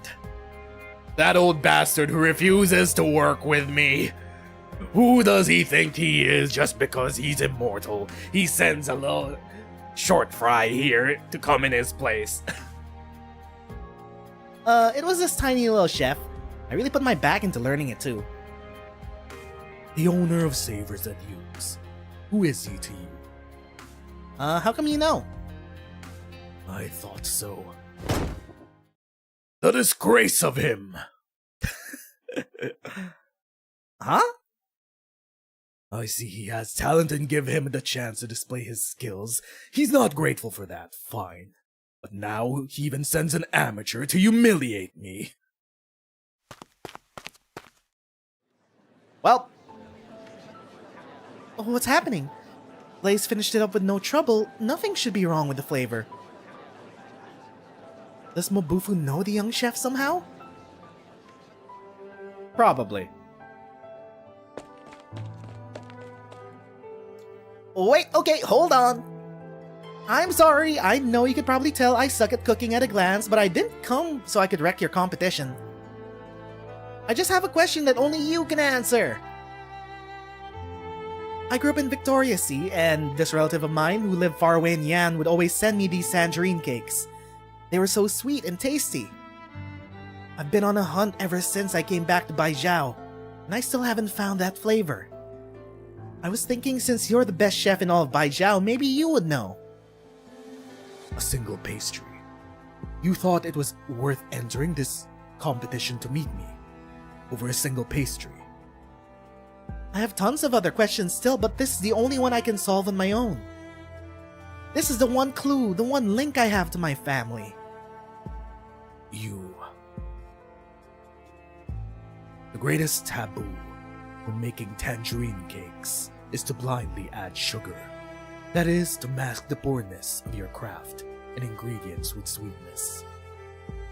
I don't know anyone skilled enough to make tangerine cakes that are sweet and yet taste good on their own. You've asked your question. Now go. I told you guys since day one, it would be a handmade recipe by her dad. It's a recipe specially for Blaze's tastes. Wait! A muffled sound from above interrupts the two. Blaze and Mabufu look up at the same time. Both of their faces get struck by something wet. Huh? Why is it leaking in here? No, this is oil! In the moment she says it, the lamp suspended from the dome ignites in a blink, becoming a fireball. Huh? Get out of here!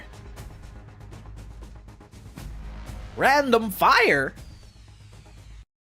What? Oil? From a lantern?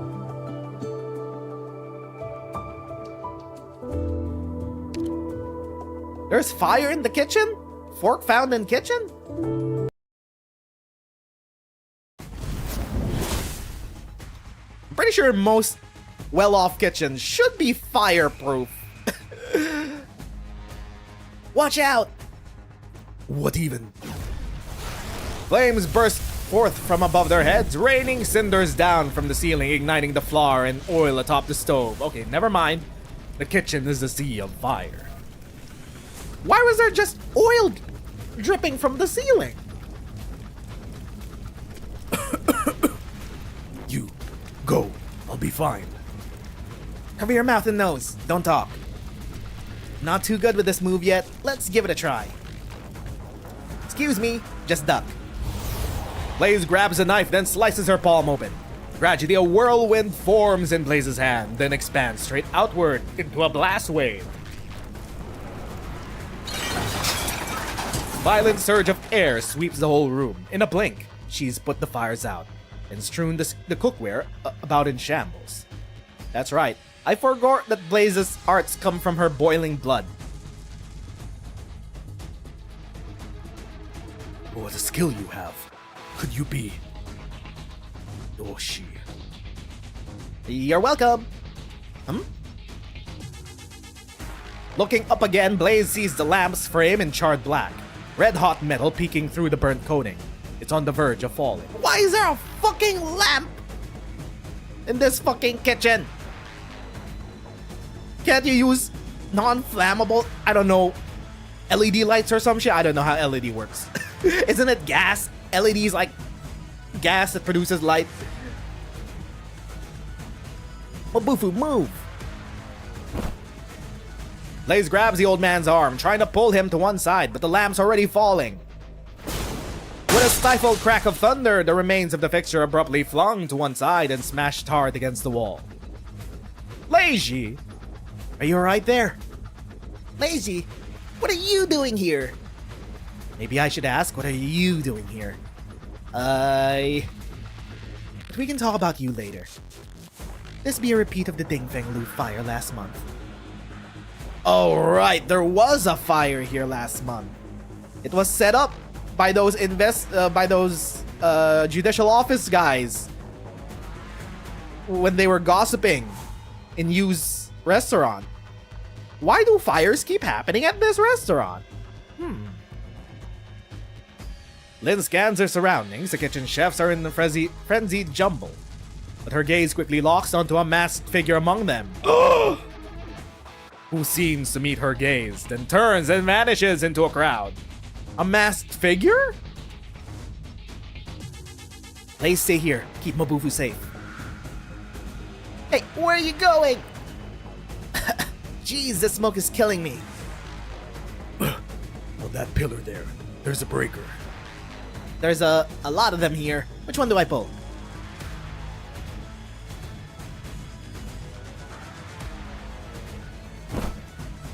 Flitting like a words are hard. Flitting like a fowl, Lin has her target cornered in just a few spry leaps. Mere meters separate them, but so smoky in the air that she can't quite make out their silhouette. Just as he makes his run again, a thunderclap strikes next to his feet. Hold it!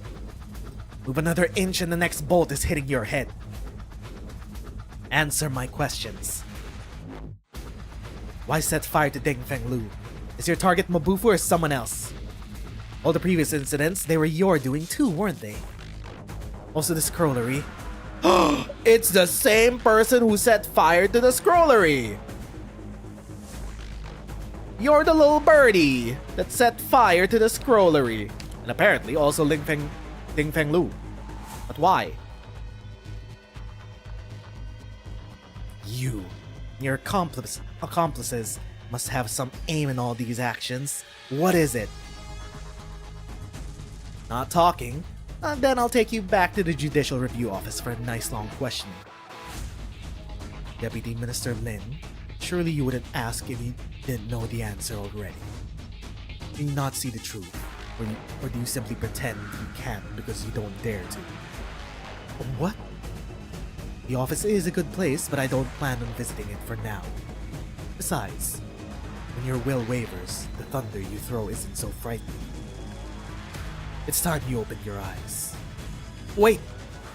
What? And with that, the masked figure is on the move, just as Lin would give chase, the ceiling sprinklers start up out of nowhere. Ice cold water pours down, soaking her head to foot.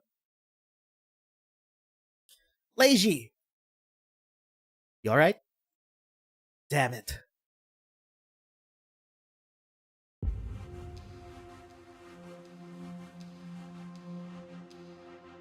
The customers are all safely out of the way. There's just a few in shock. Thank goodness no one was injured. Oh, we've reported it to the authorities. The Mandarin should be here any moment now. Don't we have a Mandarin here already? Head chef, I'm fine. I owe it to this girl. There's nothing left for you to do here. Go on. Go home. Once the chefs leave, Lin locks the door of the room. Mr. Mo, if I could have a word with the two of you. Word or two of you. Word or two with you. You know this girl, madam. She's a friend of mine. Chef Mo, she's on the trail of a really important case. Would it be alright if you tried to answer her questions? I don't like what the Mandarins get up to, but I don't like to spurn a favor either. You saved my life today, and that's more favor than I'll ever repay. Go ahead then, ask away. I'm looking for one of your restaurant chefs. He's a witness in the case. I believe 10 years ago he was working in the Ministry of Justice death row prison, making last meals for convicts. Death row prison. So that's how she got here. We were pointed to death row, and now we were pointed to here. Chef who only makes last meals? How exactly did he pass Deng Feng Lu exams? Deng Feng Lu serves all manner of mandarins every year at the Feast of the 100 Delicacies. That means every chef's background must be clear as day for the record. I imagine he shouldn't be hard to find. What exactly do you want me to say, madam? First, my restaurant catches fire for no reason.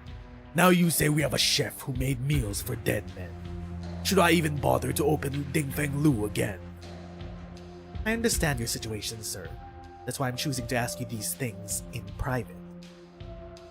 Whatever. It's not like I can't admit to my own past. The chef you're looking for, the death row caterer, Mo Xiao Liu, that was me. Wait! Wait a minute!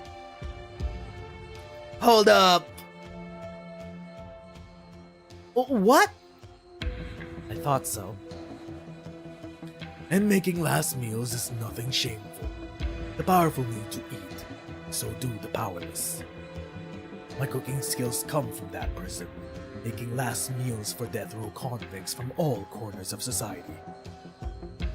As for changing my name and hiding my identity, I just didn't want to make a trouble for this restaurant.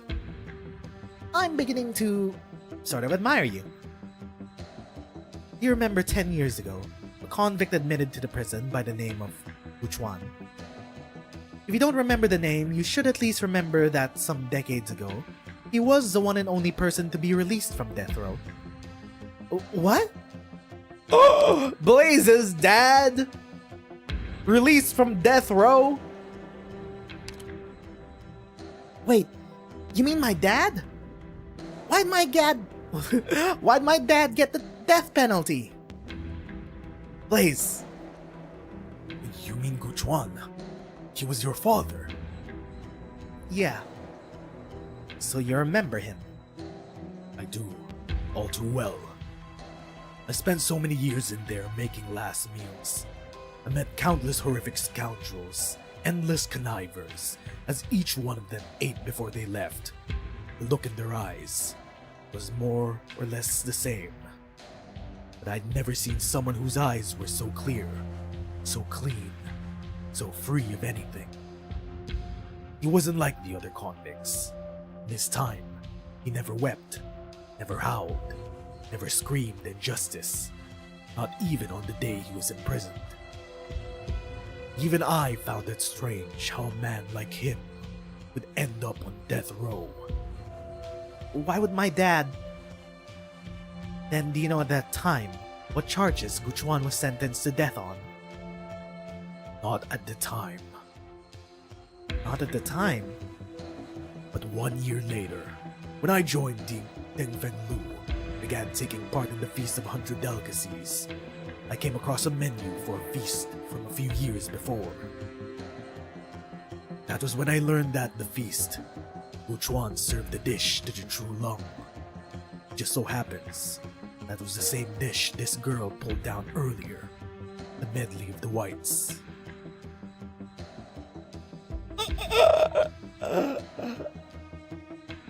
Blaze's mom was the Grand Preceptor. I mean, there's no other way. Everything is falling into place. But next to that dish, he placed a steamed flour bun, and in it was a filling of red pickled tofu. So what does that mean? Why would he get locked up just for serving that? Lynn, aren't you gonna say anything?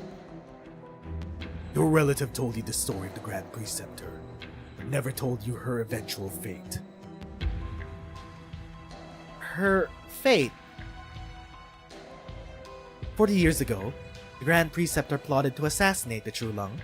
She committed suicide after it failed. Every single one of her underlings were arrested and trialed. Their numbers were over 1,000. When Guchuan served the dish at the feast, it signaled redressing her for her treason. It made the True Lung furious. No way! My dad told me so many times the Grand Preceptor was loyal to the country, the people, the whole realm. How the hell could she be a traitor? The history books have it that way, yes. And they're right? Lynn, if everything written in them is true, what the hell are you investigating? And besides, my dad didn't actually get killed, right? Doesn't that prove like at least some people from the court believe the Grand Preceptor and my dad were both innocent? That's a sticking point, yes. If Guchuan was imprisoned as part of the Grand Preceptor's case, why would they free him afterwards? Stuck with me too. You see, after entering prison, Guchuan had 2 visitors. Both were people I happened to know. Let me guess. One would be Mr. Ning. Not sure about the other one. One was the person delivering his meal, Yu Cheng, Deputy Minister office at the time. Same you? Same you that we know? Only one you. We did see a flashback where you was at the academy. Might be a different you. I don't know. The other one was one who brought him out, former Minister of Rights, Ning Shu. Yep, Mr. Ning. What? So Ning bailed him out. Well, he was a calligraphy tutor for his family for a while. Maybe that's why he bailed him out. But still, though, if he was Daddy-O, quick, this way! Surround the place immediately. What the fuck? Oh my god, Imperial Guards. Damn it, why now? Uh-oh. What a coincidence. One step ahead of me, Deputy Minister Lin. I just arrived. A coincidence indeed. The Judicial Review Office is investigating the Ding Feng Lu fire. I ask all of you to be cooperative. Lin and the girl next to you, come with me. Uh-oh.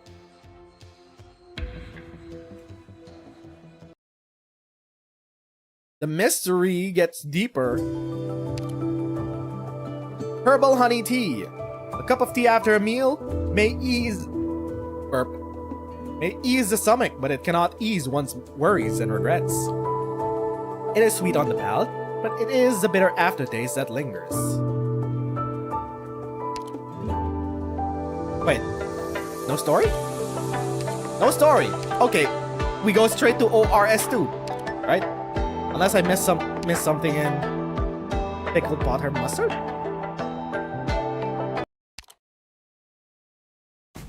Okay. We're going straight to OR-ST-2. Try to crack a chestnut with brute force and you will only hurt yourself.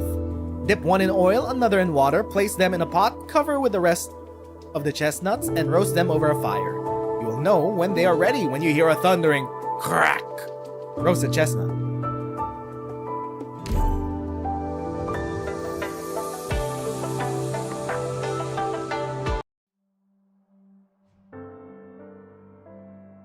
Let someone better take over. If Father heard that, I'm sure he'd be chewing your head off. Don't joke with me, brother. Of all us siblings, who could compare to you in either knowledge or strength? Once you ascend the throne and move into the Forbidden City, I can leave for the Skymare Pavilion with peace in mind. I'll set up shop as a scribe and look after all of Yan's ancient records. In a way, I'll also take some weight off your shoulders. Brother, no more hesitating. At this point, only you can convince Father. The Grand Preceptor. No, all three Grand Ministers support this move. Even in the face of the other officers of Yan's citizens, public opinion will still bear out. Brother, this is the right thing to do. You can't pull out now. I'll stand with you. Why me? Why did it have to be me? Our youngest brother died because of you. They all died because of you.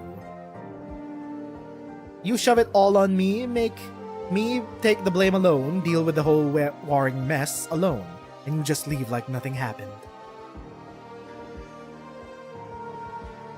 Yan Wu never return again.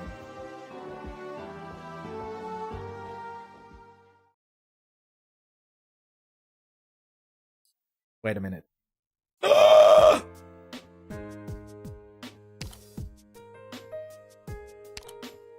Wait a minute. Why are we back in Lungmen? They are lungs, so they are somewhat related to royalty, the emperor. So, yeah, you're probably a brother. I forgot there was another couple in Arknights. It's been so long. I forgot about the other canonical couple in Arknights that Hypergriff is willing to give us. Look how idle you are. All the mid-autumn festivities in Lungmen and you don't plan to attend a single one. Should I? Who wants to see my wrinkly mug on their TV anyway? Schweier's girl is a planner, and she'll handle it. She can make anything lively. I've watched you grow lazier after day since we came back from Human. You just coop up in your study at home eating snacks. If you don't go out for a walk anytime soon, you might just start putting on a beer belly. I haven't seen Lin Kojui get out much since spring. Can't even find a partner for morning jogs now. He's old. I'm old. This motherfucker. The young ones know how to do it all. If I keep sticking my head in, they won't think I'm cool. So now you understand, huh? If you'd realized any sooner, would little Chen have ever left? She got you by the balls there, my guy. How long ago was it? Sorry, what? Little Chen. How long has it been since she's left? Are we gonna get a time confirmation? Time confirmation of when Sui takes place, 5 years. Okay. So the Sui saga takes place 5 years after the end of Chernobog. The Chernobog saga. This is mostly in current day, but it's also the latest event to happen in Arknights. Okay, the timeline tracks. It's been 5 years. We don't even know what she's going through out there or how her disease is. I know she was at Human, and I was there. She's doing fine. Her swordsmanship's progressed, so she's fine, I suppose. So you just watched her leave again? If she doesn't want to see me, or she doesn't want to come back, I can't force her. Don't worry. Her path's longer than ours. This motherfucker. The Shadow Guards. Hello, Black Cloak. Lord Wei, a letter for you. What? They made you deliver it personally. It's from the capital. The sender? His Majesty's Imperial Guard. Did he have any message aside from the letter? The True Lung invites Lord Wei to the capital for the Feast of 100 Delicacies for a moon viewing together. Leave the letter on my desk. We're dismissed for now. We may ask what Lord Wei intends. I have my own plans. None of you need to worry. Lord Wei, we volunteered to escort you to the capital. I said you're dismissed.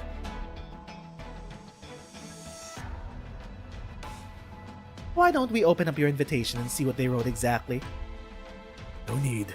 Just leave it there. This day was meant to come. I even thought it'd come a little sooner. How many years has it been? 40. It's been 40 years since I left Baizhou. What? The fuck did you say? What? What do you mean you're throwing another couple in the wrench? What do you mean you're throwing another wrench in the fucking mystery? There was another couple who absconded Baizhou 40 years ago? But you clearly weren't the Silver Catmans. Humans should have reached the capital by now. I suppose my brother's settling all of his old debts in one clean go. Clean slate in time for autumn. A fine autumn at that.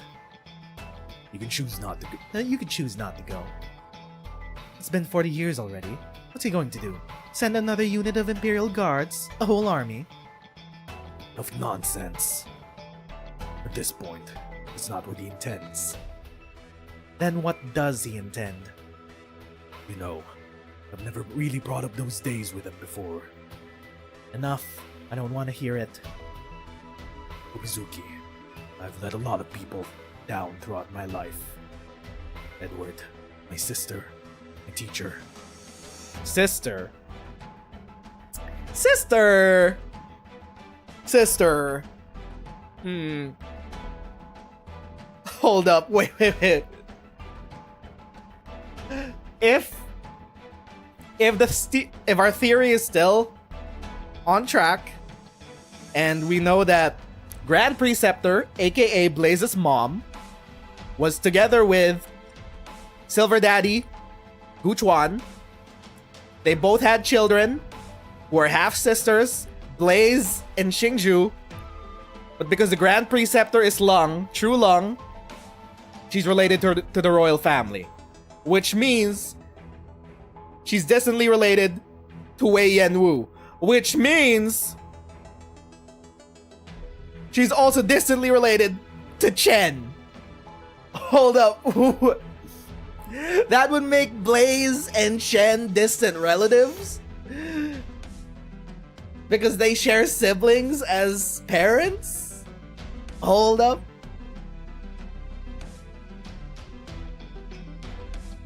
Wait, have we ever confirmed that Chen is related to Wei Yenwu? I mean, the Lung family have got to be all related in some form. Everyone is Chen's sister.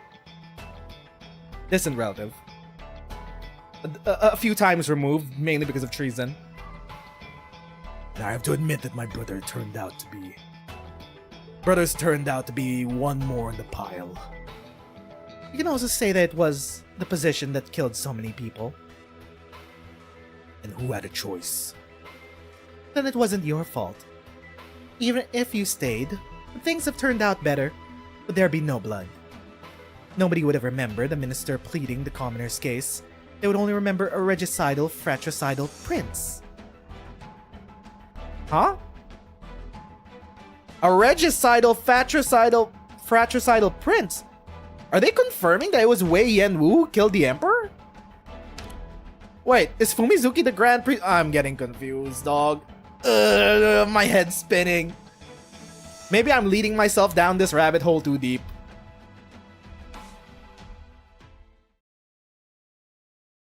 We'll just read it out. We'll read the event out. They'll explain it. They'll explain it eventually. I'm just losing my shit preemptively. Such is the way. If you have questions, ask. I'm in a hurry. Mind your attitude. You're also a theoretical suspect in our crime scene, but seeing as you're a co-worker, I'll spare you in the interrogation room. I told you! I saw the culprit on the scene, I just miscalculated and failed to arrest him. Calm down. You're going to physically vent on me just because you didn't catch the one who did it. I'd have to match your strength first. Good, you're still somewhat sober. In light of the years we've spent together in the judicial, then can you tell me, this afternoon, why were you at Dingfeng Lu at the scene of the crime?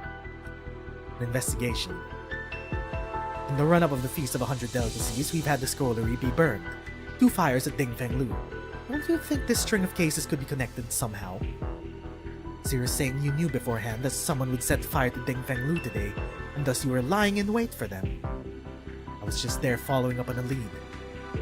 Just there following up on a lead. Do you need me to list off every action you've taken the last few days? You've been tailing me? I don't have that sort of free time. I have always ways of knowing things, naturally. Let me ask once more. Who are you meeting at Dingfeng Lu today? I fear I'm not the only one working on the sly. Explain. For your information, you never told me the Ministry of Rights files on Gu Chuan were forged, and that he was sent to death row before leaving Baijiao. As a minister, you must have known these things. These are all clearly key points of evidence where they know where to be found in the Judicial Review Office archives. And why would you cover up? So this is the lead on the scrollery fire that you've been toiling over for the last few days. How did you find any of this out? It's none of your concern how I found it out. There is a piece of advice I gave to Yu Cheng in the past, and I will give it to you now. Some past affairs are learned of, some are not learned of. In both cases, there are reasons why. Some things are best left forgotten by all. I never imagined I'd hear those words come from a minister. You may consider me a schemer all you like. A minister merely booted over the Ministry of Justice. Over from the Ministry of Justice. And I know exactly what I'm saying. And I know that regardless of the thousands of reasons you might have, the truth is still merely the truth, not anyone's tool to broaden the divide. There will always be someone who remembers the truth and the meaning behind it. For example, the girl shut in the next room, whom you took every pain to secretly bring back to Baijiao all the way from Victoria. Yes, I did uncover that Gu Chuan had a daughter in Victoria. She too can provide vital testimony in Gu Chuan's case. Lin Qingyan. When will you stop playing dumb?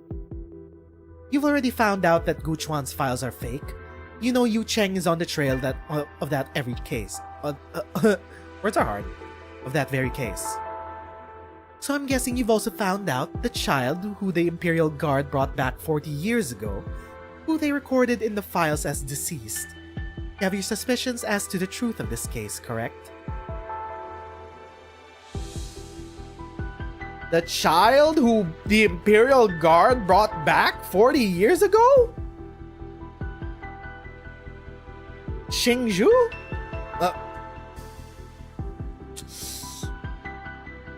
It was on record? They knew? Mr. Ning has been part of this. Oh, he has. Hold up. Was that girl you brought back here from Victoria? Or born in Baijiao?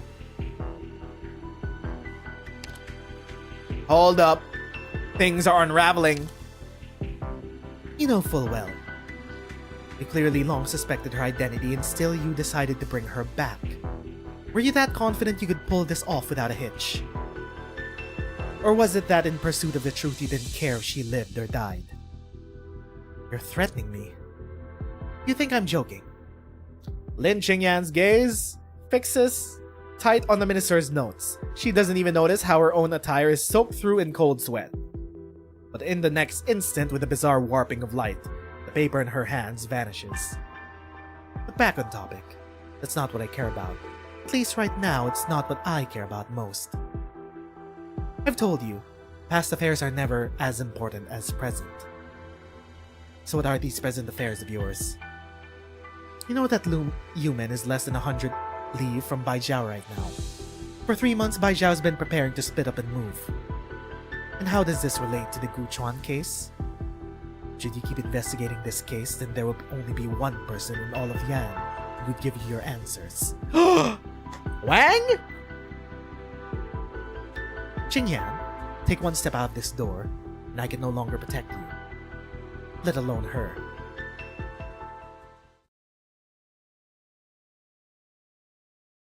Wait, I just realized. Hold up. I just realized something about her sprite.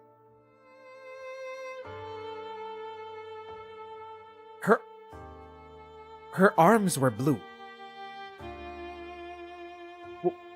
What did they mean by that? Wait, I just realized something about... I just realized something about Miss Interrogator. Wait, her arms were blue. Bring back the sprite, I need to see its out. Fine, we'll come back to it later. What did they mean by that? At Shen's old place, in the study, there was a secret closet. After I leave, go there, take what's inside. Follow those instructions, and you can protect Lungmen's safety. And your own. The fuck are they giving the sad melancholic music to? Wei Yun Wu for? What the fuck is this? Why does this feel like a last goodbye?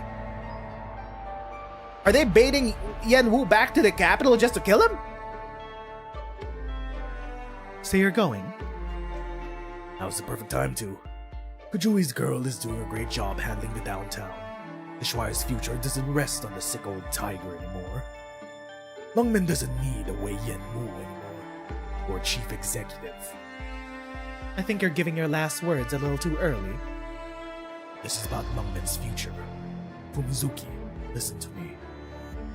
I've made a lot of mistakes, done a lot of things I regret. But Lungmen, our city, built by us, a home to millions. Lungmen must stay. Then you stay too, and take care of it.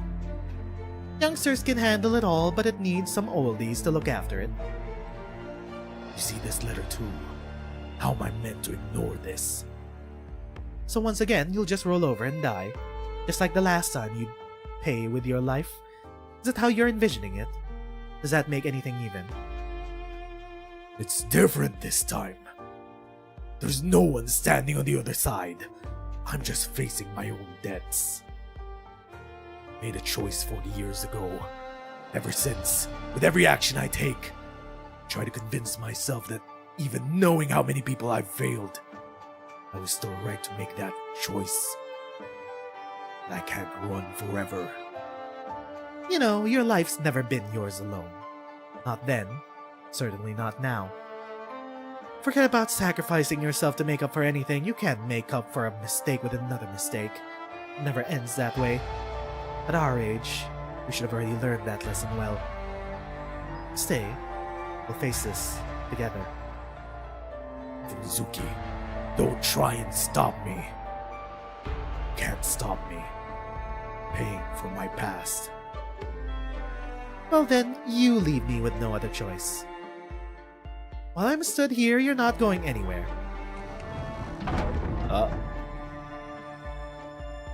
Yenwu, this time, I'll protect you. I swear it.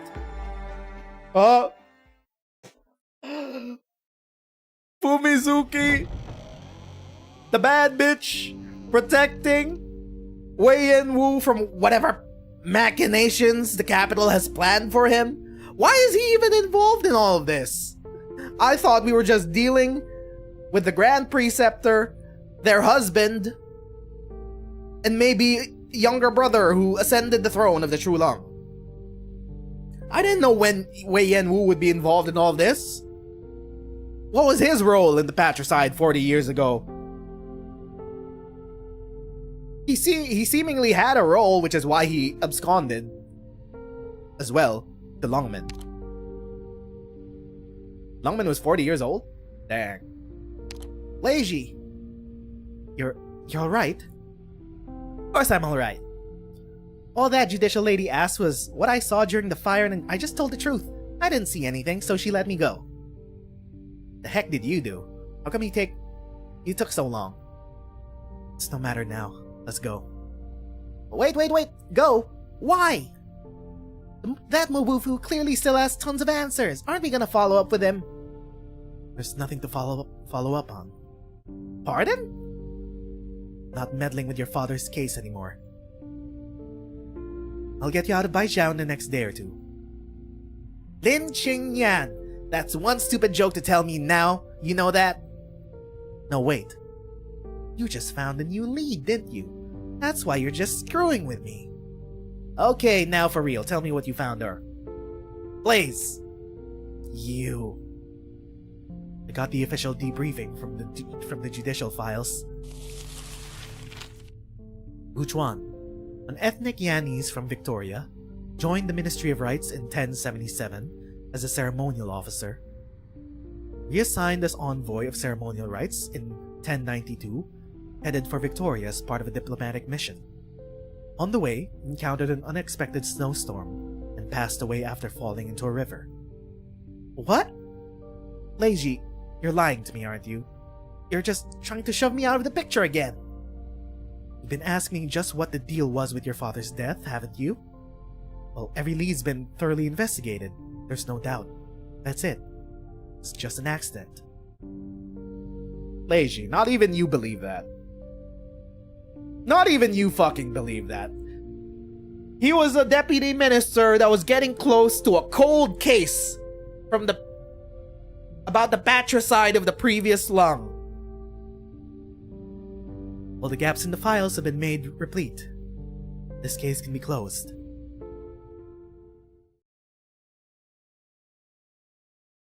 And now we're back to you. In creeps the mid-autumn.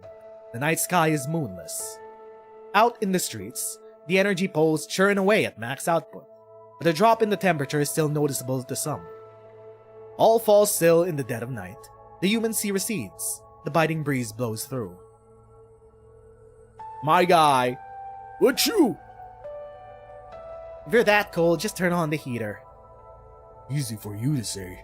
If we're going to keep running this shabby little eatery, we have to pinch every penny we can on warmth. Damn it, look how late it is.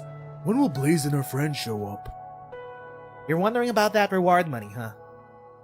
Am not. No, achoo. Is this window letting air in?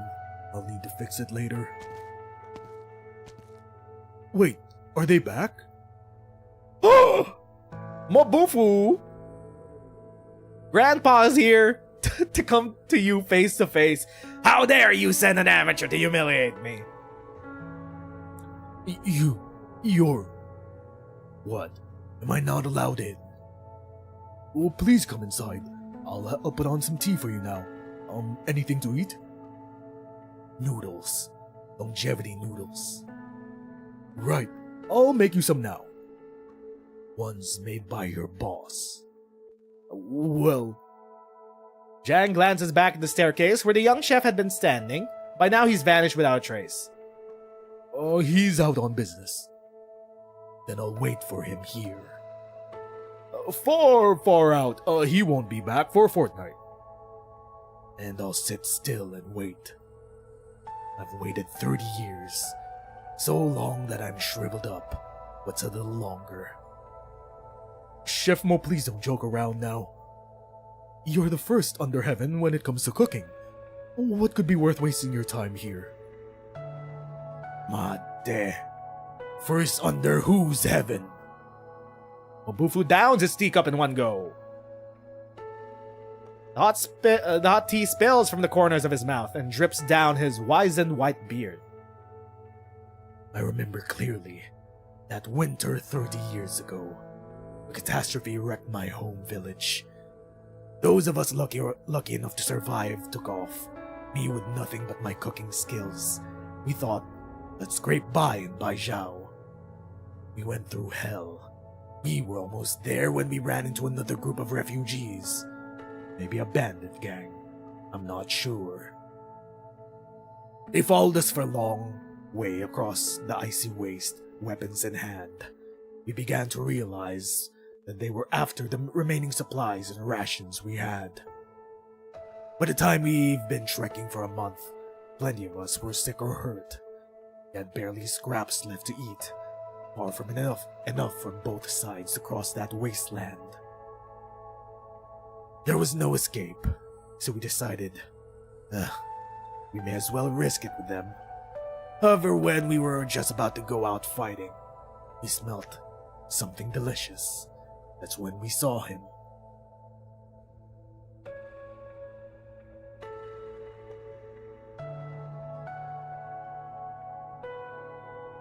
There was an old temple not far away from where we were. Someone set up a stove by the gateway, boiling up a wok of noodles. We couldn't see his face properly through all the steam. We had no clue why someone would be making noodles there. We were past the point of wondering, of asking, even of fighting. That wonderful smell and those piping hot noodles drew us all near to the wok. We waited around him, quietly. Never before had I eaten something so delicious. The moment those noodles entered my mouth, I felt like my tongue had been numb for decades, only to spring back to life right then and there. All along, I never knew that a meal could taste so arresting, so absorbing. It felt like a flavor beyond us humans. Hypergriff, stop using that fucking term. That term is not hypergriff. Yo-Star! Yo-Star! Do you fuckers even read the world building of Arknights? You can't just willy-nilly throw around the word humans. It means something in this world, dog. Localization intern in charge of localizing Arknights. Pay attention, dog. By the time I finished my noodles, looked up from my bowl, he was gone.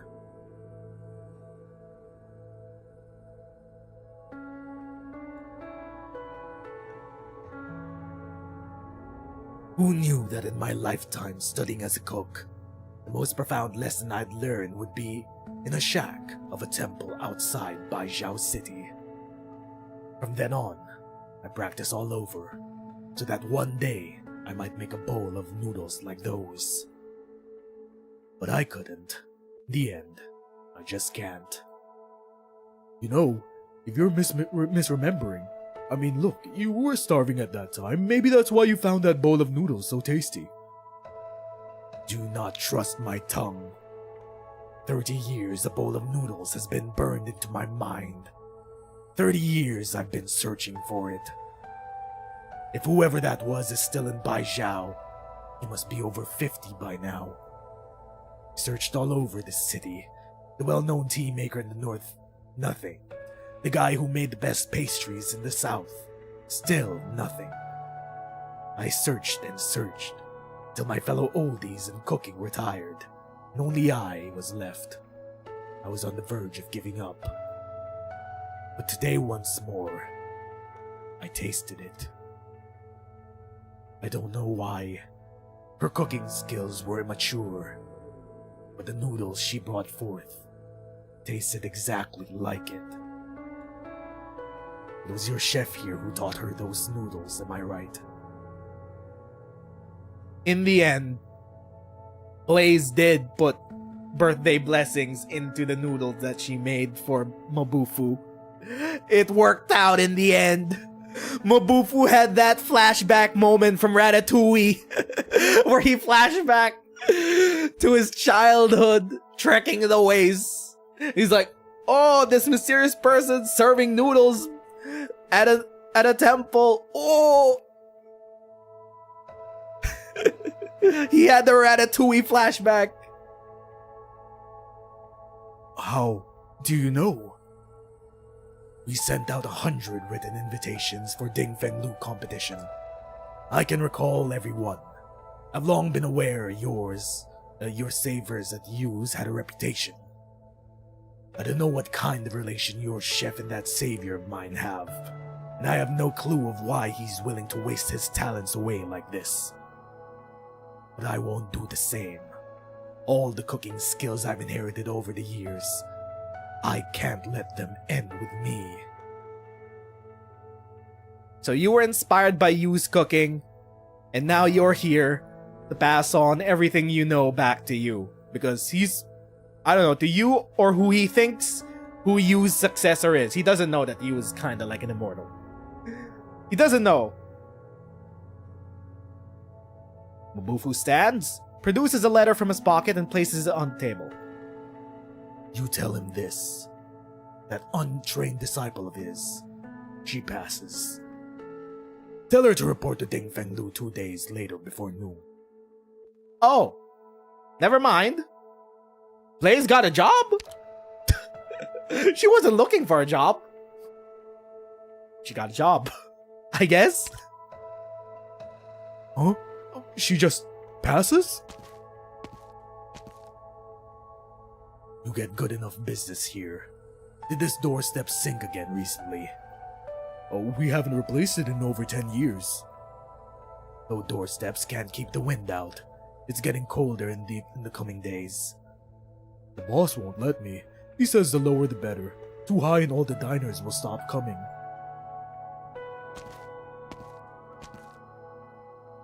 Mabufu steps over that low doorstep and disappears into the thick of night. Once again, the restaurant is empty, save for squalls of wind through the hall. Their whistle grows louder, as if lamenting. Is he gone? Oh, you really are. I heard Blaze passed the test. Does that mean the prize money? Forget about the prize money. What's wrong with you to torment a man like that? He's 78 years old and you'll just watch him freak out like that. Just can't find an apprentice to fit him, right? What's to worry about? Look at me. I never worry about things like that. It's because you're fucking immortal, dog. He's got a limited amount of days left on this earth left. You're fucking immortal, mostly. And even if you dematerialize just like Shu did, and people forget your name, your recipes and dishes will still live on. Come on, man. Put yourself in his shoes. He spent a lifetime honing his craft just to do it to be lost in a blink. Well, if it's lost, it's lost. Aye. It's his future reputation he cares about right now. It's the title of first under heaven he's carrying. It's others' cuisine he's obsessed with. There's no way he can focus on his own craft and improve it at this rate. If he can't make it through this, nobody can help him. Okay, you are a Sui. You're thinking in ways us mortals can't comprehend just yet, dog. You're thinking in more enigmatic ways because of your profoundly long lifespan. Can you not relate to us mortals, dog? You're the youngest! Brother, you're the youngest of the Suis!